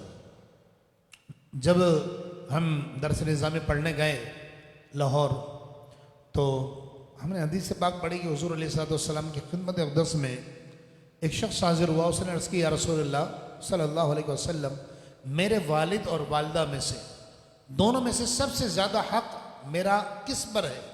फरमाया तेरी माँ का हक़ ज़्यादा है। फिर दूसरी मरतबा फरमाया तेरी माँ का हक़ ज़्यादा है। फिर मैंने पूछा, या रसूलल्लाह किसका हक़ ज़्यादा है? फरमाया तेरी माँ का, तेरी माँ का हक़ ज़्यादा है। फिर चौथी बार जब मैंने पूछा, आका किसका हक़ ज़्यादा है? तो चौथी बार हुज़ूर ने फरमाया तेरे वालिद का, तेरे बाप का। तो मैं सोचता था कि बाप भी कुर्बानियाँ देता है। ये जहन में सवाल आता था, ज़ाहिर सी बात है छोटी उम्र थी, पढ़ा नहीं था, तो जहन में सवाल आता था कि हुज़ूर अलैहिस्सलाम ने माँ का हक़ 3 दर्जे ऊपर क्यों रखा है? उसकी क्या वजह है कि अल्लाह और उसके रसूल ने माँ का हक़ इतना ज़्यादा बयान किया है और वालिद का हक़ 4थे नंबर पर रखा है? तो जब तर्जमा पढ़ते पढ़ते, कुरान सीखते सीखते, दरस निज़ामी पढ़ते पढ़ते 21वें पारे में जब हम पहुँचे और जब उस्ताद साहब ने इसकी वजाहत की तो अश कर उठे कि क्या बात है, क्या मकाम है माँ का। अल्लाह रब्बुल आलमीन ने ये माँ का मकाम इतना बुलंद क्यों रखा है? चुनांचे रब्बुल आलमीन शाह फरमाता है, हमलतहु उम्मुहु वहनन अला वहनिन, उसकी माँ ने उसे कमजोरी पर कमजोरी बर्दाश्त करते हुए पेट में उठाकर रखा। वह फिसालुहु फी आमैन, और उसका दूध छुड़ाना 2 साल में है। क्या मतलब? ये बड़ी गहरी बात फरमाई कुरान ने। आप गौर कीजिए, अभी रमज़ान का महीना चल रहा है, जाहिर सी बात है खाने के टाइमिंग्स जो हमारे 11 महीनों में होते हैं, रमज़ान में आकर एकदम बदल जाते हैं। सारी में हम सालन रोटी खा रहे होते हैं, इफ्तार में ठंडी ठंडी कोल्ड ड्रिंक्स वगैरह और ड्रिंक्स और शरबत और मशरूबात। तो होता क्या है कि जिस पेट में पकोड़े खा रहे होते हैं तो पेट में गैस पैदा हो जाती है। आमतौर पर ये आप किसी डॉक्टर से पूछेंगे कि रमज़ान में ज़्यादा केसेस क्या आते हैं, वो बोलेंगे पेट ख़राब होने के। उसकी वजह क्या होती है? वजूहात तो बहुत सारी है। खैर, तो आप देखते कभी किसी को गैस हुआ हो, और ऑब्वियसली बहुत सारे लोगों को हुआ होगा, जब गैस घूमता है ना पेट में, गोया कि ये एक आग होती है, तो जब ये मूवमेंट करती है और पेट में घूमता है गैस, तो इस कदर शिद्दत होती है और इसी चुभन होती है, इंसान का बस नहीं चलता है कि क्या कर जाए, और वो सोने नहीं देती इंसान को, किसी चीज़ में दिल नहीं लगता है जब गैस पेट में घूम रही हो। आप सोचिए, एक दिन के लिए फिर जो बंदा जाके या तो डॉक्टर से दवाई लेता है या इंजेक्शन वगैरह लगाता है तो तबीयत सेट हो जाती है और सुकून से नींद आ जाती है। आप सोचिए, एक रात के लिए गैस पेट में घूमे तो इंसान की नींद हराम हो जाए, उसका खाने को दिल नहीं करे, चिड़चिड़ी तबीयत हो जाए। ये बोझ और वजन उठाकर माँ 9 महीने घूमती है, सारे काम कर रही होती है, शोहर की खुशनुदी भी है, घर के कामकाज भी है, बर्तन धोना कपड़े धोना भी है, घर का ख्याल करना भी है, बच्चों को संभालना भी है। एक बात। दूसरा, फिर बच्चे को, जब बच्चा दुनिया में आ गया, उसको फीड कराना, क्योंकि जो बच्चा फीड वाली उम्र में होता है, तकरीबन वो 2 साल है, लड़का हो या लड़की हो, ये माँ के लिए कैद बामुशक्कत की तरह होता है। क्यों? इसलिए कि ना उसका खाना अपनी मर्जी का है, ना नींद अपनी मर्जी की है। जब बच्चा सोएगा तो वो कहेगी मैं जल्दी से घर के काम निपटा लूँ। जब बच्चा जो है, जैसे वो खाना खाने बैठेगी तो बच्चे का जो है बोलो बराज पोटी पिशा वगैरह उतरेगा उसका। ये आमतौर पर देखने में आया। और वो उसी वक्त उसको कोई कराहत नहीं आएगी, कोई मुंह नहीं चढ़ाएगी, वो उसी वक्त जाएगी, उसको धुलाएगी, पेपर चेंज कराएगी और आकर साबुन से हाथ धो के खाना खाने बैठ जाएगी दोबारा। ये अल्लाह रब्बुल आलमीन ने गोया कि ये जो 2.5-3 साल का जो पीरियड होता है ना, ये औरत के लिए कैद व मुशक्कत की तरह होता है। और अल्लाह रब्बुल आलमीन ने इसलिए फरमाया माँ बाप के नाफरमानो, गौर से सुनो, अरे तुम्हें पेट में एक रात के लिए दर्द हो जाए। एक शख्स हुज़ूर अक़दस सल्लल्लाहु अलैहि वसल्लम की खिदमत बारगाह में हाजिर हुआ, अर्ज़ की या रसूल अल्लाह, मेरी माँ, ये उसने एक पोटली अपने कमर पर उठा रखी थी। उसने कहा या रसूल अल्लाह, ये सामान नहीं है, मेरी माँ है, बूढ़ी है, और मैं मुल्क शाम के आखिरी कोने से आया हूँ और पैदल हज करने आया हूँ, और इस तरह 7 हज मैंने अपनी अम्मी को कराए हैं, और आका मैं ऐसी तपती हुई ज़मीन पर भी चला हूँ कि अगर उस पर गोश्त का टुकड़ा डाल दिया जाए तो जल भूनकर कबाब हो जाए। तो क्या या रसूलल्लाह मैंने अपनी माँ का हक अदा कर दिया? मेरे आका मुस्कुरा पड़े और फरमाया, नादान क्या बात करता है, जो तुम माँ के पेट में था और तूने एक करवट ली और उस करवट लेने से जो माँ को तकलीफ हुई थी ना, शायद ये 7 हज उसका एक तकलीफ का बदला बन जाए। तो आज माँ बाप के साथ हम क्या सलूक करते हैं? खुदारा ये दुआ के दरवाजे हैं, इनकी कदर कीजिए। पूछिए उन लोगों से जिनके वालिदैन नहीं हैं कि वालिद क्या होता है, वालिदा की शफकतें, उनकी ठंडी छाँव क्या होती है, वालिद का साया क्या होता है। कुरान इरशाद फरमाता है वफ़िसालुहु फ़ी आमैन, और उसको दूध छुड़ाना 2 साल में है। अनिश्कुर ली, अल्लाह फरमाता तुम मेरा भी शुक्रिया अदा कर, मेरा शुक्र अदा कर। देखिए माँ बाप का मकाम क्या बयान किया कुरान में। अल्लाह फरमा रहा है अनिश्कुर ली वली वालिदैक, तुम मेरा भी शुक्र अदा कर, अपने वालिदैन का भी शुक्र अदा कर।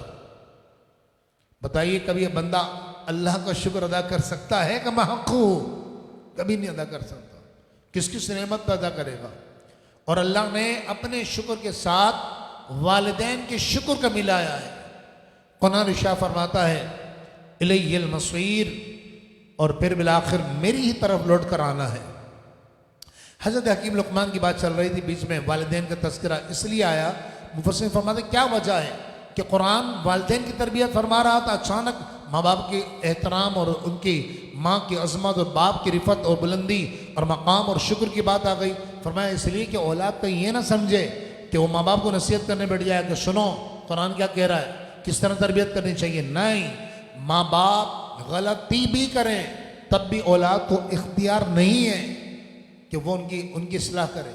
माँ बाप की लड़ाई हो तो औलाद को कोई इख्तियार नहीं है कि वो जज बने, मुंसिफ बने। नहीं, वो दोनों मियाँ बीवी हैं, उनको लड़ने दो। आपका अदब, आपका काम ये है कि बस आप अदब करें, माँ बाप के सामने निगाह ना उठाएं।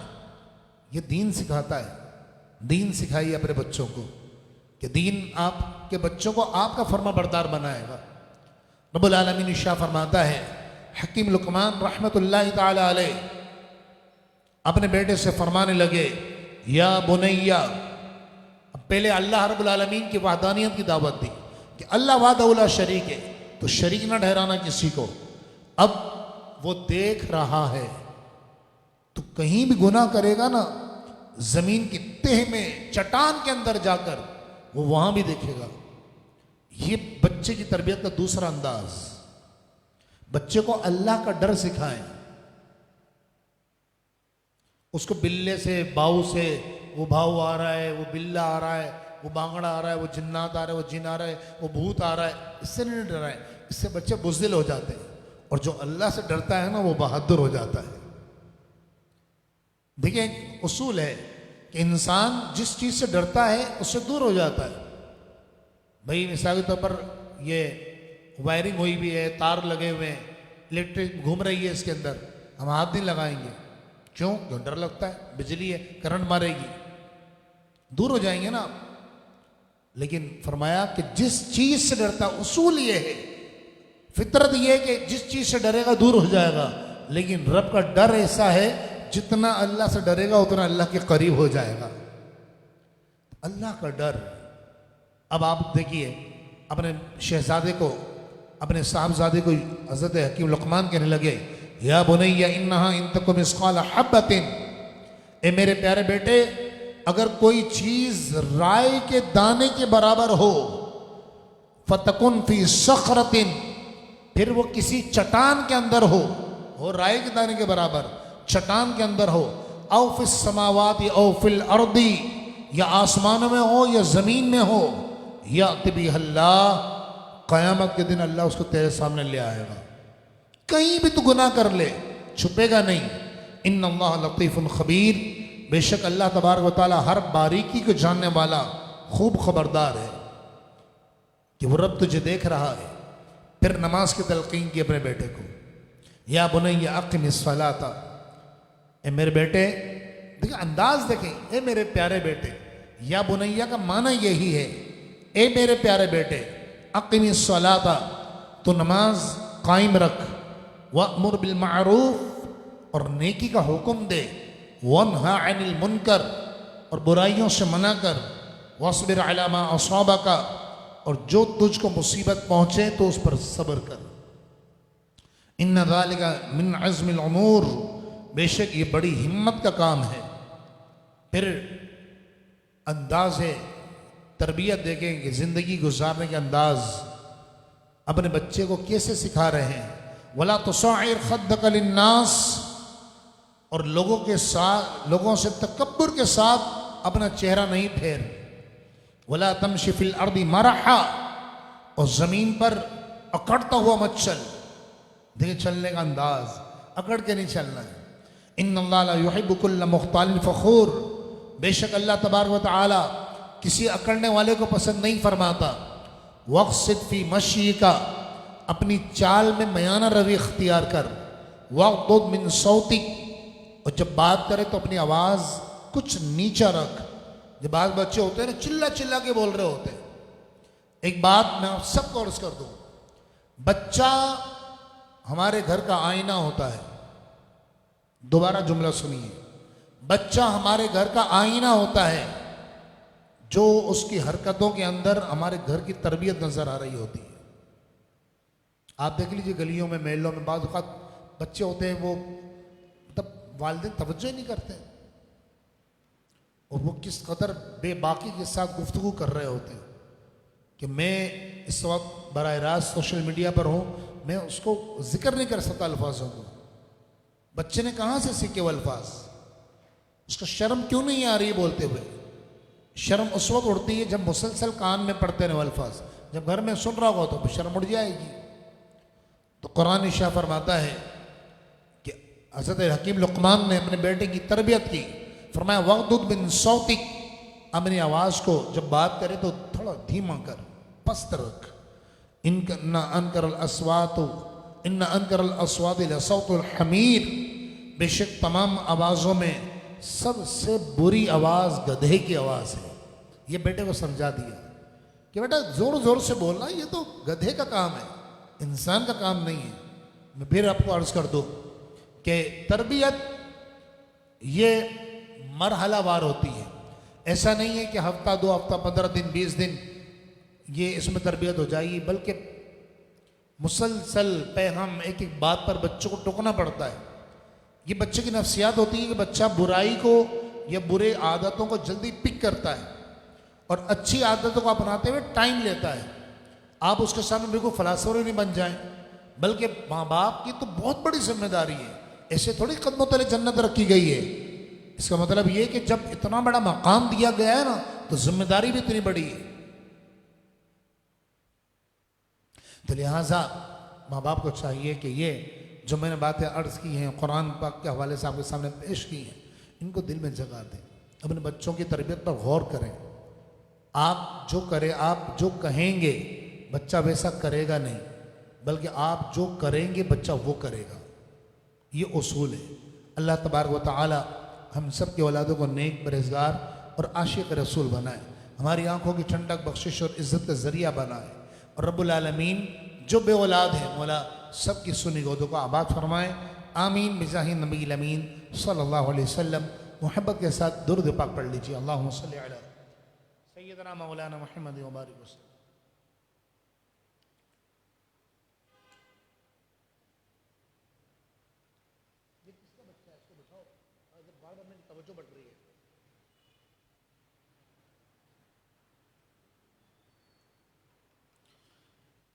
अगले आयत मुबारक में रब्बुल आलमीन ने इरशाद फरमाया, इन्नल्लाह इंदहु इल्मुस्साअ, बेशक क़यामत का इल्म अल्लाह ही के पास है। पहले आप तर्जमा सुन लें। और ये मैं आपको अर्ज़ करता चलूँ कि जब हुज़ूर के इल्म गैब की बात आती है, इख्तियारात मुस्तफ़ा की बात आती है, इल्म गैब मुस्तफ़ा की बात आती है, तो लोग ये आयतें पेश करते हैं, हालांकि इसका माना मफ़हूम ही अलग है। इसलिए अहले इल्म से आप तफसीर सुने। हर एरे गैर नत्तु खैरे से, डॉक्टर से, इंजीनियर से तफसीर ना सुनिए, बल्कि जो अहले इल्म हों, जो इस फील्ड के मास्टर हों, जो इस फील्ड के माहिर हों, क्योंकि वैसे भी आप जानते हैं कि अगर कोई शख्स डॉक्टर ना हो और माहिर तबीब हकीम ना हो और क्वालिफाइड ना हो तो उसे इलाज नहीं कराना चाहिए उसको, बल्कि उसका इलाज करना उलमा ने लिखा ये हराम है, क्यों मार डालेगा लोगों को। तो कुरान तो फिर कुरान की जब तफसीर बयान करेगा, और तफसीर बिल राय तो वैसे भी हराम है, यानी नौज तफसीर बिल राय क्या है, तफसीर बिल राय ये है कि मतलब मैं यूँ कहूँ कि कुरान ने ये फरमाया और मेरे ख्याल में उसकी तफसीर ये होनी चाहिए, मेरा दिमाग ये कहता है, मेरे जहन में ये आता है, तो ये तफसीर बिल राय हराम होना जायज़ है। कुरान मजीद फुरक़ान हमीद की इस आयत मुबारका में अल्लाह तबारक व तआला ने 5 चीज़ों की इल्म की खुसूसियत अपनी तरफ फरमाई है। फरमाया 5 चीज़ों का ख़ास इल्म अल्लाह रब्बुल आलमीन के पास है। नंबर 1, क़यामत कब आएगी। नंबर 2, बारिश कब होगी। नंबर 3, माँ के पेट में क्या है। और नंबर 4, मौत कब और कहाँ आएगी। ये 5 चीज़ें हैं जो कुरान ने अपनी तरफ इन 5 चीज़ों की निस्बत अपनी तरफ बयान फरमाई है। और 5वीं बारिश कब होगी। ये 5 चीज़ें इस आयत, सबसे पहले हम ये देखते हैं कि इस आयत का शान नुज़ूल क्या है। यह आयत हारिस बिन अमर के बारे में नाज़िल हुई, जो हुज़ूर अलैहिस्सलाम की खिदमत अक़दस में आया और इसने कहा कि मैंने एक खेती बोई है, अगर आप अल्लाह के नबी हैं तो ये बताइए कि बारिश कब होगी। मैंने खेती बोई है, बताइए बारिश कब होगी, क़यामत कब आएगी। अच्छा ये बता दीजिए, चले मेरे पास, मेरे यहाँ लड़का होगा या लड़की होगी। इसी तरह उसने कहा कि अच्छा ये बताइए मैं आइंदा कल क्या करूँगा या मैं कहाँ मरूँगा। तो इसके जवाब में आयत नाजिल हुई। रब्बुल आलमीन ने इरशाद फरमाया इन्नल्लाह इंदहु इल्मुस्साअ, बेशक क़यामत का इल्म अल्लाह ही के पास है। व युनज़्ज़िलुल गैसा, और वही बारिश बरसाता है। व यअलम मा फिल अरहाम, और वही जानता है कि माँ के पेट में क्या है। वमा तदरी नफ्सुम माज़ा तक्सिबु गदा, और कोई अज खुद नहीं जानता कि वो कल क्या करेगा। वमा तदरी नफ्सुम बिअय्यि अर्दिन तमूत, और कोई अज खुद नहीं जानता कि किस जगह मरेगा।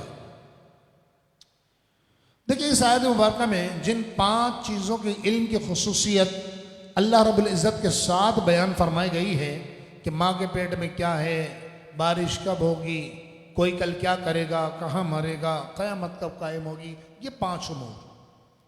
अगर ये कहा जाए कि ये अल्लाह के अलावा कोई नहीं जानता तो वो ज़ाती तौर पर, और अल्लाह की अता से औलिया कामिलीन जानते हैं, अंबिया जानते हैं कि माँ के पेट में क्या है। और अहादीस तय्यबा में खुद हुज़ूर ने फरमाया क़यामत उस वक्त तक, क़यामत की निशानियाँ बयान की गई ना। ये अल्लाह ने, देखिए 2 चीज़ें हैं, एक तो है कि अल्लाह रब्बुल आलमीन सिर्फ जानता है, वही जानता है, और उसके बंदे भी जानते हैं। तो अब फ़र्क क्या है, फ़र्क यह है कि अल्लाह जानता है तो ज़ाती तौर पे जानता है, किसी के बताए से नहीं जानता, वो बताने में किसी के मोहताज नहीं। और औलिया और अंबिया जो जानते हैं वो अल्लाह के बताने से जानते हैं। मसलन आपने भी सूरह मरियम में सुना था कि जिब्रील अमीन आए, हज़रत मरियम उस वक्त तक कंवारी हैं, पाक हैं, आज भी पाक है, कंवारी हैं, कोई बच्चा पेट में नहीं है। लेकिन जैसे ही हज़रत जिब्रील अमीन आए और उन्होंने आके क्या कहा, मैं किस लिए आया हूँ, लिआब अलकी गुलामन ज़किया, ताकि मैं आपको एक बेहतरीन से साफ सुथरा बेटा दूं। और बेटा हुआ, कौन हुआ, ईसा अलैहिस्सलाम। तो जिब्रील को कैसे पता पड़ा कि बेटा होगा, मुस्तकबिल था ना। ये तो कुरान तो फरमा रहा अल्लाह जानता है, वो यअलमु मा फिल अरहाम, सिर्फ अल्लाह ही जानता है कि माँ के पेटों में क्या है। तो जिब्रील को कहाँ से मालूम हुआ, यकीनन आप कहेंगे, और यही जवाब है कि कहा जाएगा कि वो अल्लाह ने बताया है। तो हम भी तो यही कहते हैं। इसी तरह आपने ये भी सुना था पिछले तफसीर में कि हज़रत इब्राहीम अलैहिस्सलाम के पास इसहाक़ अलैहिस्सलाम की खुशखबरी लेकर आए फरिश्ते, और कहने लगे हम आपके पास खुशखबरी लेकर आए कि अल्लाह आपको बेटा अता करेगा। और इसहाक अलैहिस्सलाम पैदा हुए। हालांकि उस वक्त तक आपकी उम्र मुबारक 120 साल थी इब्राहिम अलैहिस्सलाम की, और ज़ौजा की उम्र मुबारक 90 साल थी। आपने पूछा भी, जिसका जिक्र इंशाल्लाह सूरह ज़ारियात 26वें पारे और 27वें पारे में आएगा। 26वें पारे में आएगा कि आपने फरिश्तों से पूछा कि बताओ, मैं तो बूढ़ा हो चुका हूँ, मेरी बीवी बांझ है। फसक्कत वजहहा वक़ालत अजूज़ुन अक़ीम, ये 26वें पारे सूरत ज़ारियात में रब्बुल आलमीन ने फरमाया कि आपने हैरत से जो है इनकी बीवी ने सैयदना इब्राहिम अलैहिस्सलाम की ज़ौजा ने, हज़रत सारा ने अपना मुंह पर हाथ रख लिया और हैरत से कहा कि मैं तो बूढ़ी हो चुकी हूँ, मेरे औलाद कैसे होगी? हालांकि हो ही नहीं थी। और इब्राहिम अलैहिस्सलाम को फरिश्ते कह रहे कि बेटा होगा। ये किसने बताया? अल्लाह ने। तो लिहाजा इन सब का जानना कुरान और हदीस से साबित है।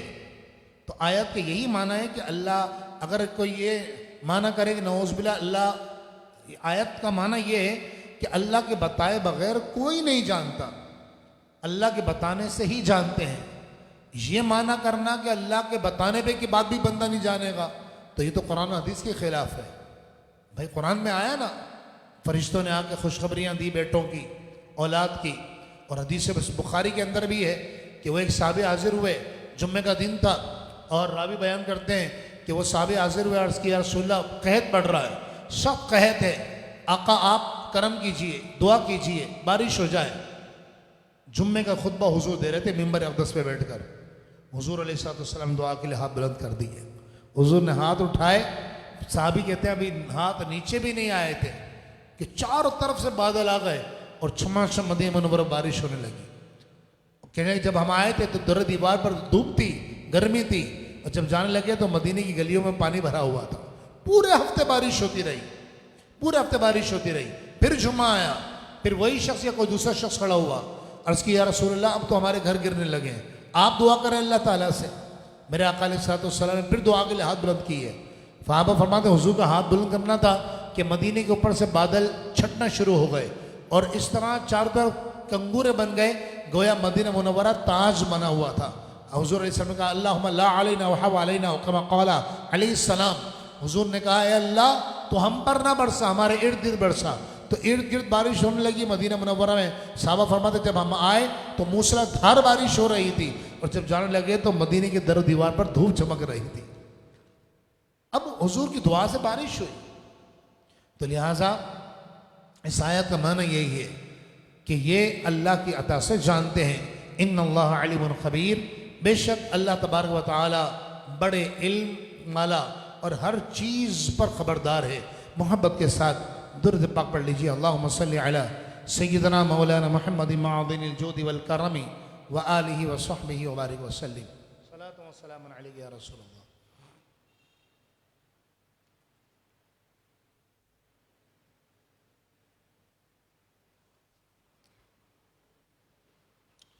सूरतुल अहज़ाब से आगाज़ हो रहा है। इस सूरह मुबारका में दो वाक़यात बयान किए गए हैं, एक तो ग़ज़वा अहज़ाब का और दूसरा उम्महातुल मोमिनीन के हवाले से। आज इंशाअल्लाह हम तफसील के साथ ग़ज़वा अहज़ाब समाअत करेंगे।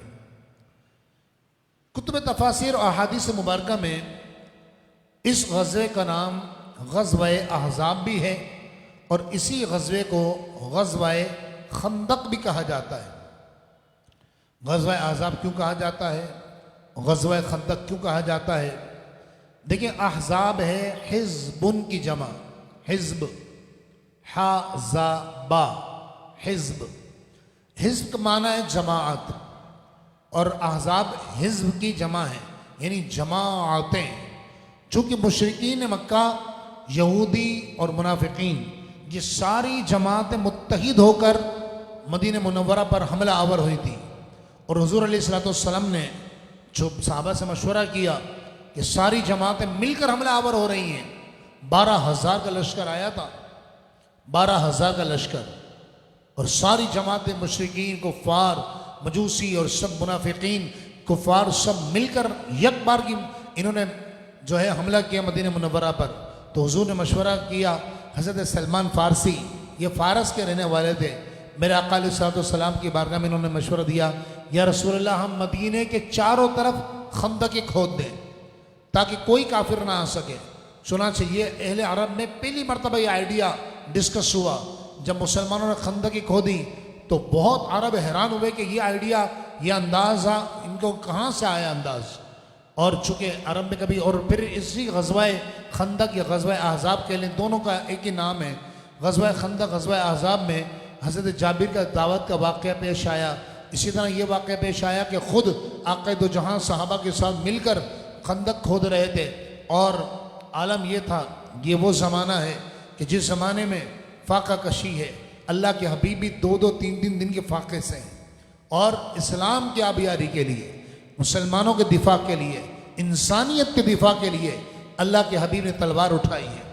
अल्लाह के हबीब का तलवार उठाना भी रहमत है, हुजूर का माफ़ करना भी रहमत है, तलवार उठाना भी रहमत है। कि रसूलुल्लाह अलैहिस्सलाम की बारगाह में सहाबा आए, अर्ज़ किया रसूलुल्लाह खंदक खोद रहे हैं तो एक चट्टान आ गई है। आप देखते हैं ना, कभी हम बोरिंग वगैरह के लिए खुदाई करवा रहे होते हैं या कोई लेंटर पड़ रहे होते हैं और कोई पत्थर आ जाता बड़ा सारा, वो टूटता नहीं है, फिर मशीनरी बुलाई जाती है और वो उसको खोद खोद कर तोड़ चूरा कर करके निकालती है। तो साहबी हुजूर की बारगाह में हाजिर हुए और इन्होंने आकर आका की बारगाह में अर्ज़ किया, रसूल चट्टान आ गई है, हम तो खोद रहे थे, चट्टान आ गई है और चट्टान टूटती नहीं है। मेरे आका तशरीफ लाए, जिसको बारे दो आलम की परवाह नहीं, ऐसे बाजू की कुव्वत पे लाखों सलाम। हुजूर तशरीफ लाए और आपने कुदाल लेकर एक चट्टान पर मारी ना, चट्टान बिखर कर रेजा रेजा हो गई। इसी ग़ज़वा खंदक में बहुत बेशुमार वाक़यात पेश आए। हज़रत जाबिर ने महसूस किया कि रसूलुल्लाह अलैहिस्सलाम ने भूख की वजह से पेट पर पत्थर बांध रखे। अल्लाह अकबर। आज हम इतना खा लेते कि हमसे तरावीह अदा नहीं की जाती। घर में फ्रिज में पड़ा हुआ है, किचन में खाना भरा हुआ है, पतीलियों में पड़ा हुआ, बाहर ठंडा कर रहे हैं, फेंक रहे हैं खाने को, इतना खाना है और फिर है कि नाशुक्रियाँ ख़त्म नहीं हो रही है। और फिर भी हम कहते हैं कि न जाने कौन सा गुनाह हो गया है कि हमारी परेशानियाँ ख़त्म नहीं होती। और एक तरफ अल्लाह के हबीब हैं, वो अल्लाह के महबूब हैं, जिनके लिए कायनात को सजाया गया, जिनको मेराज अता की गई, नबूवत का ताज से सरफराज फरमाया गया, रिसालत की जो है भाग दौड़ आपके हाथ में दी गई। अल्लाह रब्बुल आलमीन ने अपना ख़ास हबीब अकबर आपको बनाया, जिनके लिए मेराज की रात फरिश्ते दो रोया खड़ा हो गए, जिनके लिए जन्नत और दोज़ख को सजाया, जिनके जन्नत को सजाया गया, जिनको रब्बुल आलमीन ने बिला हिजाब अपना दीदार अता फरमाया। वो भूख से आलम में हज़रत जाबिर रज़ी अल्लाह तआला अन्हु अपनी ज़ौजा के पास तशरीफ़ लाए, कहने लगे मैंने हुजूर के चेहरे अनवर पर, अल्लाह अकबर अल्लाह अकबर। हज़रत जाबिर आगे कहने लगे, बीवी से कहने लगे कि मैंने हुजूर के चेहरे अनवर पर भूख के आसार देखे। आज हमारे पेट भरे हुए होते और वहाँ में एक ज़बान है कि नाशुक्री से बाज नहीं आती है। कहने लगे मैंने हुजूर के चेहरे अनवर पर भूख के आसार देखे, कुछ खाने को है घर में। ये सहाबा है। हज़रत जाबिर की बीवी कहने लगी कुछ ज़्यादा तो नहीं है, एक छोटा सा बकरी का बच्चा है और ये थोड़ा सा जो है, तो कहने लगे लाओ मैं इसको पीस देता हूँ, तुम इसकी रोटियाँ बनाओ। बकरी ज़िबा कर दी, फरमाया ऐसा सालन बनाओ, मैं हुजूर को दावत दे देता हूँ। अब थोड़ा सा 3-4 अफराद का खाना था। ये हुजूर की बारगाह में गए और जाकर इन्होंने कहा या रसूलल्लाह, कान में कहा, आका मैंने देखा है कि आपके चेहरे अनवर पर भूख के आसार हैं, आप ऐसा कीजिए 2-4 साथियों को साथ ले लीजिए, मैंने छोटा सा घर में एहतमाम किया दावत का, आप तशरीफ़ ले आए और खाना तनावुल फरमाए। हुजूर को दरिया रहमत जोश में आ गया। ग़ज़वा खंदक में मेरा आका ने ऐलान किया, चलो भाई जाबिर के घर पे सबकी दावत है। हज़रत जाबिर कहते हैं मेरे तो पाँव से ज़मीन निकल गई कि मैंने तो 4 आदमियों खाने का इंतजाम किया, इतना है घर में है भी नहीं। मैं बेगम के पास आया, ज़ौजा से मैंने आकर कहा कि वो हुजूर तशरीफ़ ला रहे हैं और वो तो सबको लेकर आ रहे हैं। तो बेगम कहने लगी, हज़रत जाबिर से उनकी वाइफ कहने लगी कि जो ला रहे हैं ना वही लाज रखेंगे। सरकार दो आलम अलैहिस्सलाम तशरीफ़ लाए, आपने पैगाम खिला दिया हज़रत जाबिर को कि जब तक मैं ना आऊँ ना रोटी पकाई जाए और ना हांडिया को चूल्हे से उतारा जाए। सरकार दो आलम अलैहिस्सलाम तशरीफ़ लाए, आपने पहले हांडिया का ढक्कन खोला, उसमें लुआब दहन डाला और जो आटा गूंदा हुआ था उसमें लुआब दहन डाला। फरमाया अब अल्लाह का नाम लो देते रहो, आते रहेंगे लोग, खाते रहेंगे, जाते रहेंगे। लोग आते गए, खाते गए, पेट भर भर के खाते गए। हज़रत जाबिर फरमाते हैं खाना तो 3-4 आदमियों का था, लेकिन जब देखा गया, जब सब खा के फारिग हो गए, मेरे घर वाले भी खा के फारिग हो गए, कहते हैं जब देखा गया तो वो बकाया 3-4 आदमियों का खाना उसी तरह बाकी था। फरमाते हैं हालांकि 1500 अफराद ने वो खाना खाया था। अब बताइए, वो सालन भी बढ़ रहा है, शोरबा भी बढ़ रहा है, उसमें मिर्च मसाले भी बढ़ रहे हैं, उसके अंदर बोटियाँ भी बढ़ रही हैं, रोटी के अंदर आटा भी बढ़ रहा है, कहाँ से बरकत आई? ये सब मेरे आका अलैहिस्सलाम की बरकत थी। ऐसे बेशुमार वाक़यात ग़ज़वा आज़ाब में पेश आए। वक्त इजाज़त नहीं दे रहा कि हम वो सारे वाक़यात, आज वैसे ही दरस कुरान काफ़ी ताख़िर से शुरू हुआ है लाइट जाने की वजह से, और सेटअप दोबारा इसको सेट किया गया, तो लिहाजा इंशाअल्लाह फिर ज़िंदगी रही तो हम इसके वाक़यात समाअत करते रहेंगे। तो सूरह अहज़ाब मदनी है, इसमें 73 आयतें और 9 रुकू हैं। कुरान मजीद फ़ुरक़ान हमीद के एतबार से, तरतीब के एतबार से इसका नंबर है 33 और नुज़ूल के एतबार से है 90। बिस्मिल्लाहिर्रहमानिर्रहीम, अल्लाह के नाम से शुरू जो बहुत मेहरबान निहायत रहम फरमाने वाला है। या अय्युहन नबिय्युत्तक़िल्लाह, ए गैब की खबर देने वाले नबी अल्लाह से यूं ही डरते रहिए। या अय्युहन नबी, या अय्युहन नबी का जो लफ्ज़ है, इससे पहले ये सूरह अनफाल की आयत नंबर 64, 65 और 70 में भी आया है। इसी तरह सूरह तौबा की आयत नंबर 73 में भी आ चुका है, और अब 5वीं मरतबा सूरह अहज़ाब की पहली आयत में आ रहा है। अल्लाह ने फरमाया या अय्युहन नबिय्यो, ए गैब की खबरें देने वाले नबी, इत्तक़िल्लाह, अल्लाह से यूं ही डरते रहिए। वला तुतिल काफिरीन वल मुनाफिकीन, और काफिरों और मुनाफिकों की न सुनिए। इन्नल्लाह कान अलीमन हकीमा, बेशक अल्लाह तबारक व तआला बड़े इल्म और बड़ी हिकमत वाला है। ज़माने जाहिलियत में क्या होता था कि लोग ज़िहार को तलाक समझते थे। ये ज़िहार क्या होता है, ये जब हम 28वें पारे में पहुँचेंगे ना इंशाअल्लाह, तो मैं तफसील के साथ ज़िहार का शरई हुक्म बयान करूँगा। यहाँ बस मुख्तसर अंदाज में मैं आपको बता दूँ कि ज़िहार क्या होता है। अपनी बीवी के जिस्म को अपनी महरमा, जैसे माँ है, महरमा है ना, महरम होती है हमारे लिए माँ, बेटी है, बहन है, खाला है, फरमाया महरमा के जिस्म के ऐसे हिस्से से तशबीह देना बीवी को, बीवी के हिस्से को, कि जो महरमा का देखना मर्द को हराम है, जैसे पेट से या पीठ वगैरह से तशबीह देना। तो ऐसे कोई शख्स तशबीह देगा तो वो, उसकी बीवी उस पर हराम हो जाएगी, ज़िहार कहलाएगा ये। उसको कफ़ारा देना पड़ेगा कि या तो एक ग़ुलाम आज़ाद करे, ये ग़ुलाम मुयस्सर ना हो तो मुसलसल 2 महीने के रोज़े रखे, और ये भी ना कर सकता हो तो 60 मिस्किनों को खाना खिला दे। याद रखिए कि 60 मिस्किनों को खाना उसी वक्त खिला सकता है कि जब वो 2 महीने रोज़े ना रख सकता हो, बुढ़ापे की वजह से या बीमारी की वजह से या कमज़ोरी की वजह से, और कफ़ारा अदा करने के बाद ही बीवी के करीब जाना जायज़ होगा। इसको ज़िहार कहा जाता है। तो शरीयत मुतहरा से पहले, इस्लाम आने से पहले लोग जो है ज़िहार को तलाक समझते थे कि तलाक पड़ गई है, हालांकि तलाक नहीं होती थी, सिर्फ बीवी के साथ कुर्बत हराम हो जाती थी, सोहबत हराम हो जाती थी।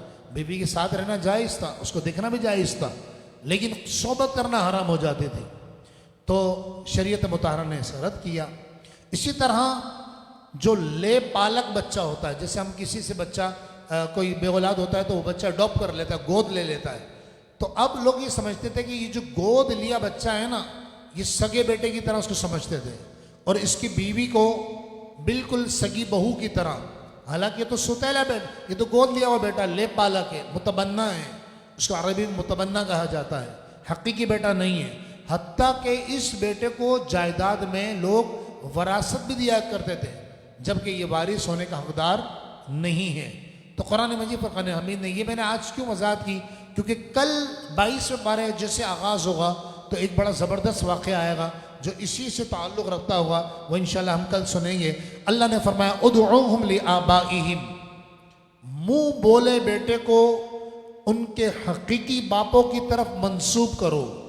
इससे ये भी पता पड़ा कि बाज़ औक़ात लोग क्या करते हैं कि मिसाल के तौर पर मैंने किसी बच्चे को गोद ले लिया, अब जब वल्दियत में नाम आएगा ना तो मेरा नाम नहीं आएगा, बल्कि जो उसका हकीकी बाप है उसका नाम आएगा। ये याद रखिए। अगर कोई शख्स, हदीस पाक में फरमाया गया कि हकीकतन उसका बाप कोई और था, लेकिन उसने किसी और को अपना बाप लिखा, फरमाया उस पर जन्नत की खुशबू हराम कर दी जाएगी। ये नाजायज़ है, गुनाह है। बाप का ही नाम लिखा जाएगा, चाहे लड़की हो या लड़का हो, जो हकीकी बाप होगा, चाहे माँ बाप के दरमियान तलाक हो गया हो। रब्बुल आलमीन इरशाद फरमाता है, उदउहुम लिआबाइहिम, मुंह बोले बेटों को उनके हकीकी बापों की तरफ मंसूब करके पुकारो। हुवा अक़सतु इंदल्लाह, ये अल्लाह के नज़दीक बहुत इंसाफ की बात है। फ़इल्लम तअलमू आबाअहुम, अब अगर ऐसी सूरत आ गई कि एक बच्चे को झूले से उठाया गया है या वो कहीं पड़ा हुआ मिला है, उसके अब्बा का मालूम ही नहीं है, तो कुरान ने फरमाया अगर ऐसा हो कि बाप का मालूम ही ना हो कि बाप है कौन इसका, अल्लाह फरमाता फ़इल्लम तअलमू आबाअहुम, बस अगर तुम उनके बाप को जानते ना हो, मालूम ना हो, फ़इख़्वानुकुम फ़िद्दीनी, तो वो तुम्हारे दीनी भाई हैं, व मवालीकुम, और दीनी दोस्त हैं। फिर भी बाप का नाम किसी और का नहीं लिखा जाएगा, ये ज़रूरी है। अल्लाह तबारक व तआला हम सबको शरीयत मुताहरा के क़वानीन पर अमल करने की तौफ़ीक़ अता फ़रमाए। आगे रब्बुल आलमीन ने ग़ज़वा अहज़ाब के हवाले से दोबारा इरशाद फरमाया, या अय्युहल्लज़ीना आमनू उज़्कुरू निअमतल्लाहि अलैकुम, ईमान वालो याद करो अल्लाह की नेमत को जो अल्लाह ने ग़ज़वा अहज़ाब में तुम पर फरमाई।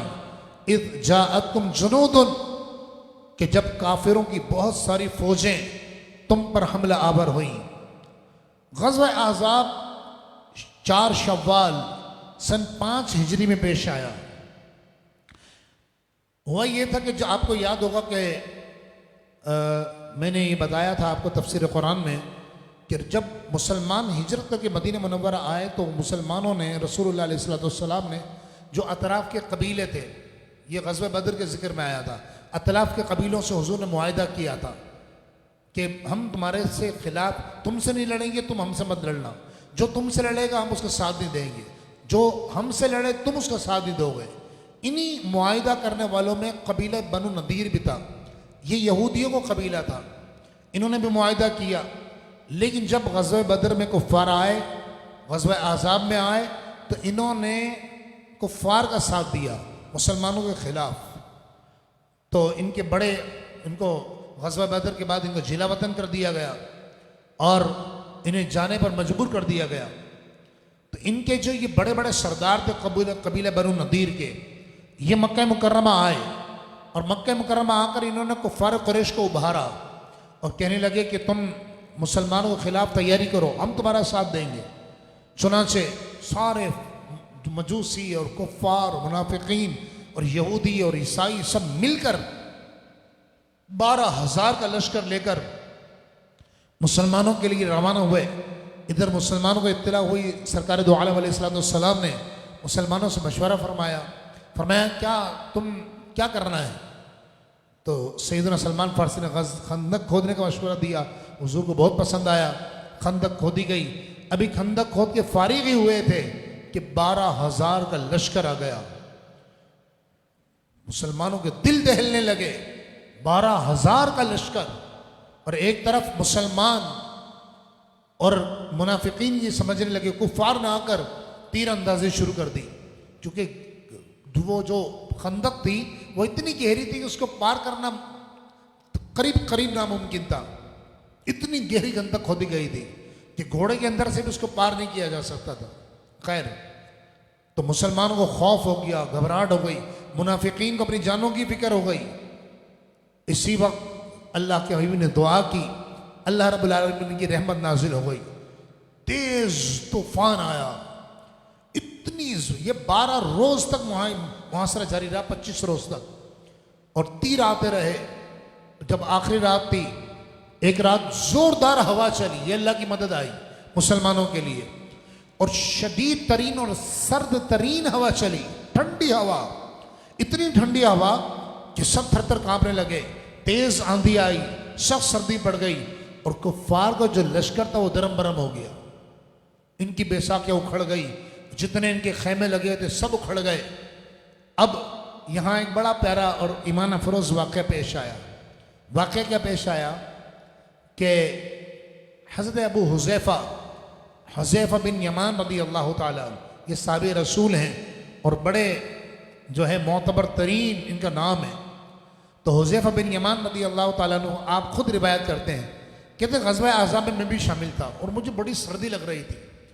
तो इतने में हुज़ूर अलैहिस्सलाम खैमे में दाखिल हुए, जहाँ सारे लोग कंबल ओढ़ के बैठे हुए थे और कांप रहे थे सर्दी से, क्योंकि शदीद हवाएं चल रही थी। तो हुज़ूर ने आकर कहा कि कौन है जो लश्कर कुफ्फार की खबर लेकर आएगा। हुज़ैफ़ा बिन यमान कहते हैं मैं यूं हर फरमान पर हुज़ूर के लब्बैक कहता था और अपने लिए सआदत और फ़ख्र समझता था, लेकिन उस दिन मेरा दिल किया कि यार मुझे हुज़ूर नहीं भेजे, बस किसी भी तरह ना मुझे बस मैं बच जाऊं। कहने लगे मैंने कंबल अच्छी तरह ओढ़ लिया और नीचे झुक के बैठ गया किसी के पीछे, कि हुज़ूर की नज़र ढूंढ रही थी किसी को, और मेरे आका अलैहिस्सलाम ऐलान फरमा रहे थे। कहते मैं नीचे होके बैठ गया और छुप गया किसी के पीछे कि किसी भी तरह हुज़ूर की नज़र मुझ पर ना पड़े। इतने में सरकार अलैहिस्सलाम दिल के हालात से बाखबर है। मेरे आका के अल्फाज गूंजे, फरमाया हुज़ैफ़ा बिन यमान कहाँ है? तो कहते हैं जब हुज़ूर का फरमान आ गया तो मैं तो छुपने की बात ही नहीं थी, मैं फ़ौरन खड़ा हो गया, लब्बैक या रसूल अल्लाह, आका मैं हाजिर हूँ। फरमाया तुम जाओगे? तो मैंने अर्ज़ किया रसूल अल्लाह मुझे बहुत सर्दी लग रही है। हुज़ूर ने फरमाया आओ मेरे करीब आओ। जब ये हुज़ूर के करीब गए ना, हुज़ूर ने फरमाया चादर खोलो। चादर ओढ़े हुए थे, कंबल ओढ़े हुए थे। आपने चादर खोली। साहबी फरमाते हैं हुज़ैफ़ा बिन यमान, हुज़ूर ने दायां हाथ मेरा सीने पर रखा, अपना दायां हाथ, अल्लाह अल्लाह वो यदुल्ला वाला हाथ सीने पर रखा। फरमाते मेरे ठंडक महसूस हुई सीने में, और आज आपने दुआ किया अल्लाह तो इससे सर्दी को दूर कर दे। कहने लगी हुज़ूर का दुआ कर रहा था, अचानक मुझे ऐसा लगा कि मैं गर्म हम्माम के अंदर खड़ा हो गया हूँ, एकदम मेरी सारी सर्दी दूर हो गई। तो हुज़ूर ने फरमाया सर्दी दूर हो गई? मैंने अर्ज़ किया रसूल हाँ दूर हो गई। हुज़ूर ने फरमाया जाओ। कहने लगे मैं जब जाने लगा जैसे ही, तो मेरे आका ने दोबारा मुझे आवाज़ दी। कहने लगे हुज़ैफ़ा जाओ, सिर्फ देख कर आना, कुछ करने की ज़रूरत नहीं है, कि जंग बद्र का नक्शा हुज़ूर जानते हैं। मेरे आका को अल्लाह ने इल्म गैब अता फरमाया है। कहने लगे उस वक्त तो मुझे समझ में नहीं आई ये बात। जब हुज़ूर ने कहा कि जा रहे हो, कुछ करना नहीं है, तलवार नहीं चलानी, तीर नहीं चलाना है, सिर्फ देख कर आ जाना, जायज़ा लेकर कि लश्कर कुफ्फार किस हाल में। आप कहते हैं कि मैं गया खंदक अबूर की, मैंने जाकर देखा कुफ्फार का बड़ा बुरा हाल था। तो मुझे अचानक अबू सुफियान खड़ा हुआ नजर आया। ये उस वक्त की बात है कि जब वो मुसलमान नहीं हुए थे। अब वो सहाबी रसूल है सैयदना हज़रत अबू सुफियान रज़ी अल्लाह ताला अन्हु। तो वो उस वक्त काफिर थे और पीठ मेरी तरफ थी। कहने लगे मैंने कमान पे तीर चढ़ा लिया और मैंने कहा आज बेहतरीन मौका है, मैं अंधेरे में था, वो रोशनी में थे, और मैंने कहा तीर मारूंगा दिल पर और दिल के पार हो जाएगा और ये काफिरों का सरदार मर जाएगा। लेकिन अचानक मैंने तीर कमान पर चढ़ा लिया, करीब था कि मैं छोड़ देता। अचानक मुझे हुजूर का फरमान याद आ गया कि जाओ, सिर्फ देखना, करना कुछ नहीं। कहते हैं मैं वापस आ गया, मैंने तीर बड़ी मुश्किल से ना चाहते भी कमान से उतारा और मैं वापस आ गया। और उस दिन मैं निगाह मुस्तफ़ा की बुलंदी को देखकर हैरान रह गया कि जब फतेह मक्का के वक्त हज़रत अबू सुफियान ने आके कलमा पढ़ा और मुसलमान हो गए। खैर, आप फरमाते हैं कि मैं वापस आ गया। मैं वापस आया, मेरे आका ने पूछा हाँ भाई क्या मामला है, क्या क्या बात है? तो मैंने अर्ज़ किया रसूलुल्लाह कुफ़ार बड़े बुरे हाल में, सारे जानवर इनके तितर बितर हो गए, जितने ऊँट घोड़े लाए थे सब भाग गए और सारी चोबें उखड़ चुकी हैं और इनकी जितनी खैमे थे सब उखड़ चुके हैं और सब तबाह बर्बाद हो चुका है। हुज़ूर ने फरमाया ठीक है। ये सारी रिपोर्ट जब मैं देके फारिग हुआ, हुज़ूर ने कहा ठीक है जब जाके बैठ जाओ। बस ये हुज़ूर का कहना था। कहते मेरे ऊपर दोबारा सर्दी का दौरा पड़ा, एकदम मुझे दोबारा सर्दी लगना शुरू हो गई। कुरान शाह फरमाता है उसी मंजर को बयान करते हुए कि शदीद आंधी आई, रब्बुल आलमीन शाह फरमाता है या अय्युहल्लज़ीना आमनुज़्कुरु निअमतल्लाहि अलैकुम, ए ईमान वालो अल्लाह की नेमत को याद करो जो अल्लाह ने तुम पर फरमाई। इज़ जाअतकुम जुनूदुन, जब काफिरों की फौजें तुम पर हमला आवर हुई, फ़अरसलना अलैहिम रीहन, तो हमने उन पर आंधी भेजी, वो जुनूद लम तरौहा, और ऐसा लश्कर भेजा जिसको तुम देख ना पाए। वकान अल्लाहु बिमा तअमलून बसीरा, और अल्लाह तुम्हारे सारे कामों को देखने वाला है। इज़ जाऊकुम मिन फौकिकुम, जब काफिर तुम पर हमला आवर हुए, व मिन अस्फल मिनकुम, और तुम्हारी निचली जानिब से, वइज़ ज़ागतिल अबसार, और जब तुम्हारी आंखें पथरा गई थी, व बालगतिल कुलूबुल हनाजिरा, कलेजे मुंह को आने लगे थे, व तज़ुन्नून बिल्लाहि ज़ुनूना, और तुम अल्लाह के मुताल्लिक मुख्तलिफ गुमान करने लगे थे। 12,000 का लश्कर था और चारों तरफ से तीर चल रहे थे। अल्लाह फरमाता है हुनालिका तुलियल मुमिनूना, यही वो मकाम था कि जहाँ मुसलमानों की आजमाइश की गई। वो ज़िलज़ालन शदीदा, और उन्हें शिद्दत के साथ हिला दिया गया। वह इज़ यक़ुल मुनाफ़िक़ूना, और याद कीजिए कि जब मुनाफिकीन कह रहे थे, वल्लज़ीना फ़ी क़ुलूबिहिम मरदुन, और जिनके दिलों में बीमारी है, वो कह रहे थे मा वअदना अल्लाहु व रसूलुहु इल्ला गुरूरा, अल्लाह और उसके रसूल ने सिर्फ और सिर्फ हमारे साथ धोखे का वादा किया है। नऊज़ु बिल्लाह, ये मुनाफिकीन कह रहे थे। मुनाफिकीन चूंकि साथ थे, मदीने में थे। वइज़ क़ालत ताइफ़तुम मिनहुम, और जब उनमें से एक गिरोह ने कहा, या अहल यस्रिबा, ए अहले यसरब, ला मुक़ाम लकुम, अब तुम्हारा कोई ठिकाना नहीं है। वो अफवाहें फैला रहे थे मदीने में, चूंकि चारों तरफ मदीने के खंदक खुदी हुई थी, हैं, ग़ज़वा खंदक था, ग़ज़वा अहज़ाब, चारों तरफ खंदक खुदी हुई थी। तो मुनाफिकीन घबरा रहे थे कि इतने सारे काफिर आ गए, अब हमारी खैर नहीं। कुरान फरमाता है, ये पुकारने लगे, कहने लगे, या अहल यस्रिबा, ए अहल यस्रिब, ला मुक़ाम लकुम, अब तुम्हारा कोई ठिकाना नहीं है। फर्जिउ, तुम घरों को वापस लौट चलो। वयस्तअज़िनु फ़रीक़ुम मिनहुम नबिय्या, और नबी अलैहिस्सलाम से एक गिरोह मुनाफिकीन का इजाज़त मांग रहा था। यक़ूलून इन्ना बुयूतना औरा, वो कह रहे थे बेशक हमारे घर गैर महफूज हैं।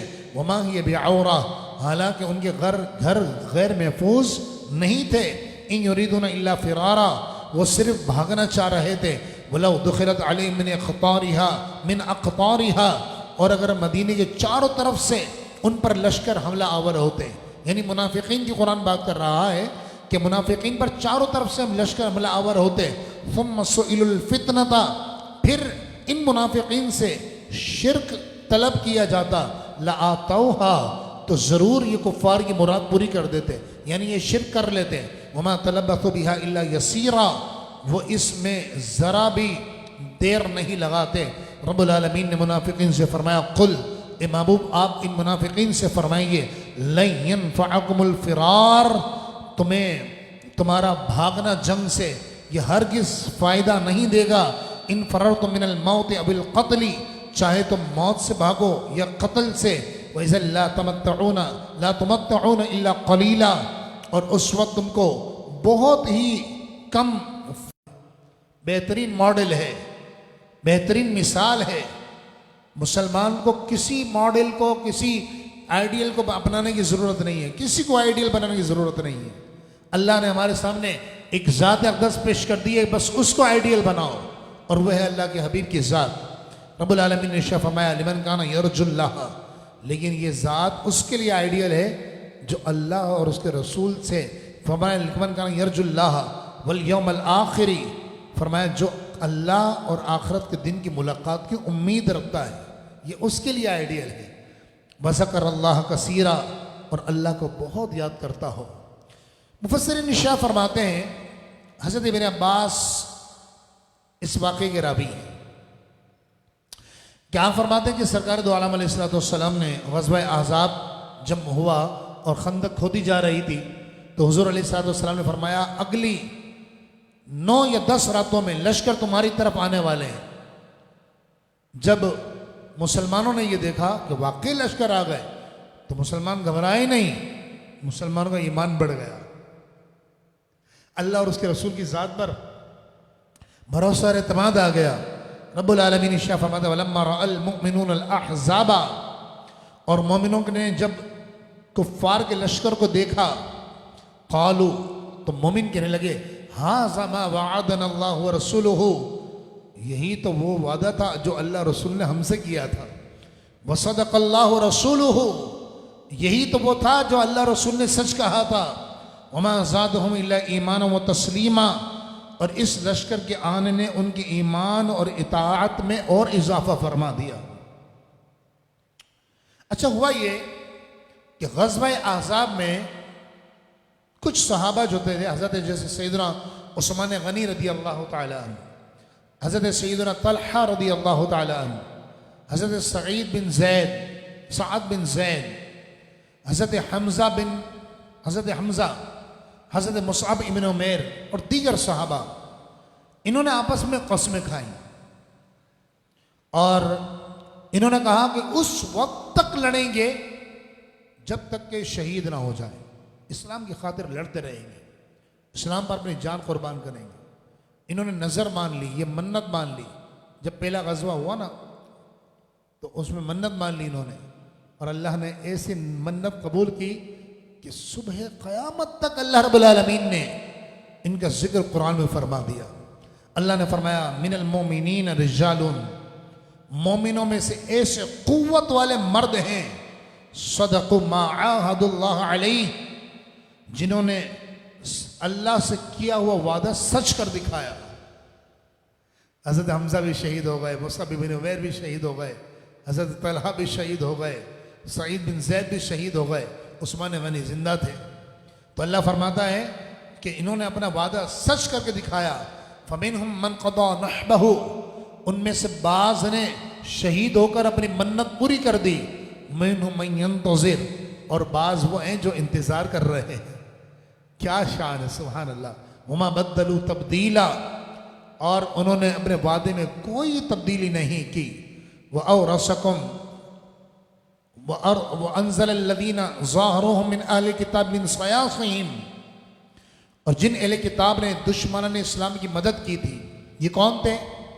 ये वही बनु नदीर कबीले के लोग जिनसे हुजूर का मुआहिदा था कि तुम हमारे खिलाफ किसी की मदद नहीं करोगे और हम तुम्हारे खिलाफ किसी की मदद नहीं करेंगे। लेकिन इन्होंने क्या किया? इन्होंने यहूद जब बदर में काफर आए तब साथ दिया, ओहद में आए तब साथ दिया, आज़ाब में आए तब साथ दिया। तो अब हुआ ये कि बनी कुरैज़ा का मुआहिदा की खिलाफ वर्जी इन्होंने की थी और मुसलमानों के मुकाबले में इन्होंने कुफ्फार की मुशरिकीन की मदद की थी। चुनांचे ग़ज़वा खंदक से जब हुजूर वापस हुए ना, तो हुजूर अलैहिस्सलाम ने दोबारा जिहाद का हुक्म दिया और सहाबा को फरमाया कि अब ये 3000 सहाबा को लेकर हुजूर चले और इनका जो किला था उसका मुहासरा कर लिया गया। 25 दिन तक मुहासरा रखा। बिल आखिर इन्होंने हार मान ली और इन्होंने कहा कि अब इन्होंने आपस में मशवरा किया, बस आखिरी बात, और फिर बात ख़त्म, फिर बाकी बात कल दरस कुरान में करेंगे। इन्होंने आपस में मशवरा किया कि क्या करना चाहिए। तो इनमें से बाज़ ने कहा कि यार साद बिन मुआज़ जो है ना, ये हमारे कबीले के हैं। साद बिन मुआज़, बेटा बोलो, बातें नहीं कर। साद बिन मुआज़ ये हमारे कबीले के हैं, तो इनको हम अपना बड़ा बना लेते हैं और ये चूंकि मुसलमानों के साथ आए लश्कर में, अगर हमने नबी करीम अलैहिस्सलाम के हाथ में दिया तो हम मारे जाएंगे। और साद बिन मुआज़ थोड़ा ख़ानदानी ताल्लुक़ का लिहाज रखेंगे, लिहाजा हम जो है ना कर लेते हैं और इनको कह देते हैं कि जो साद का फैसला होगा वो हमारा फैसला है।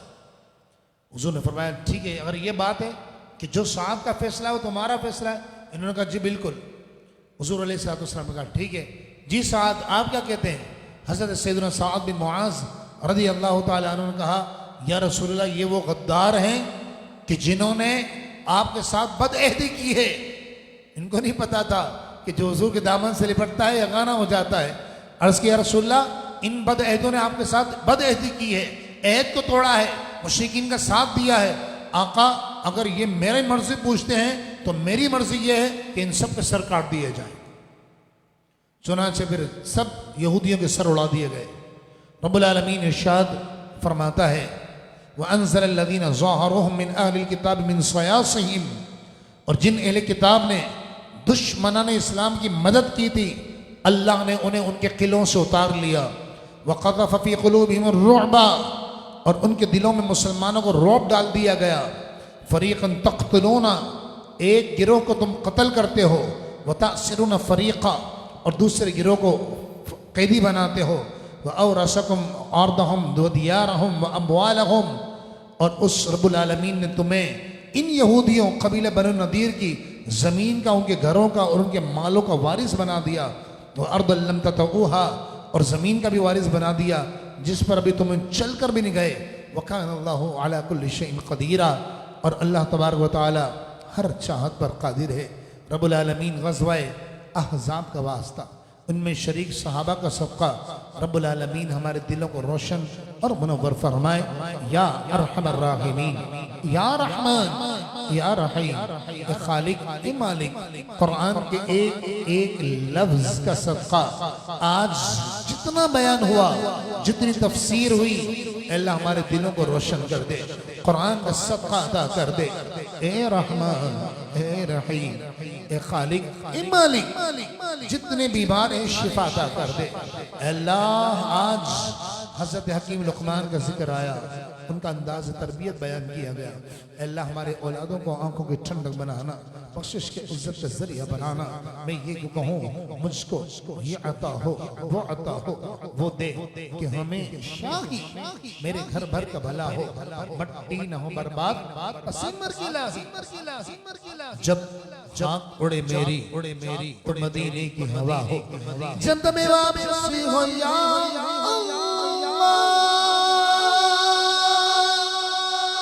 लपे हो ला इलाहा इल्लल्लाह मुहम्मदुर रसूलुल्लाह।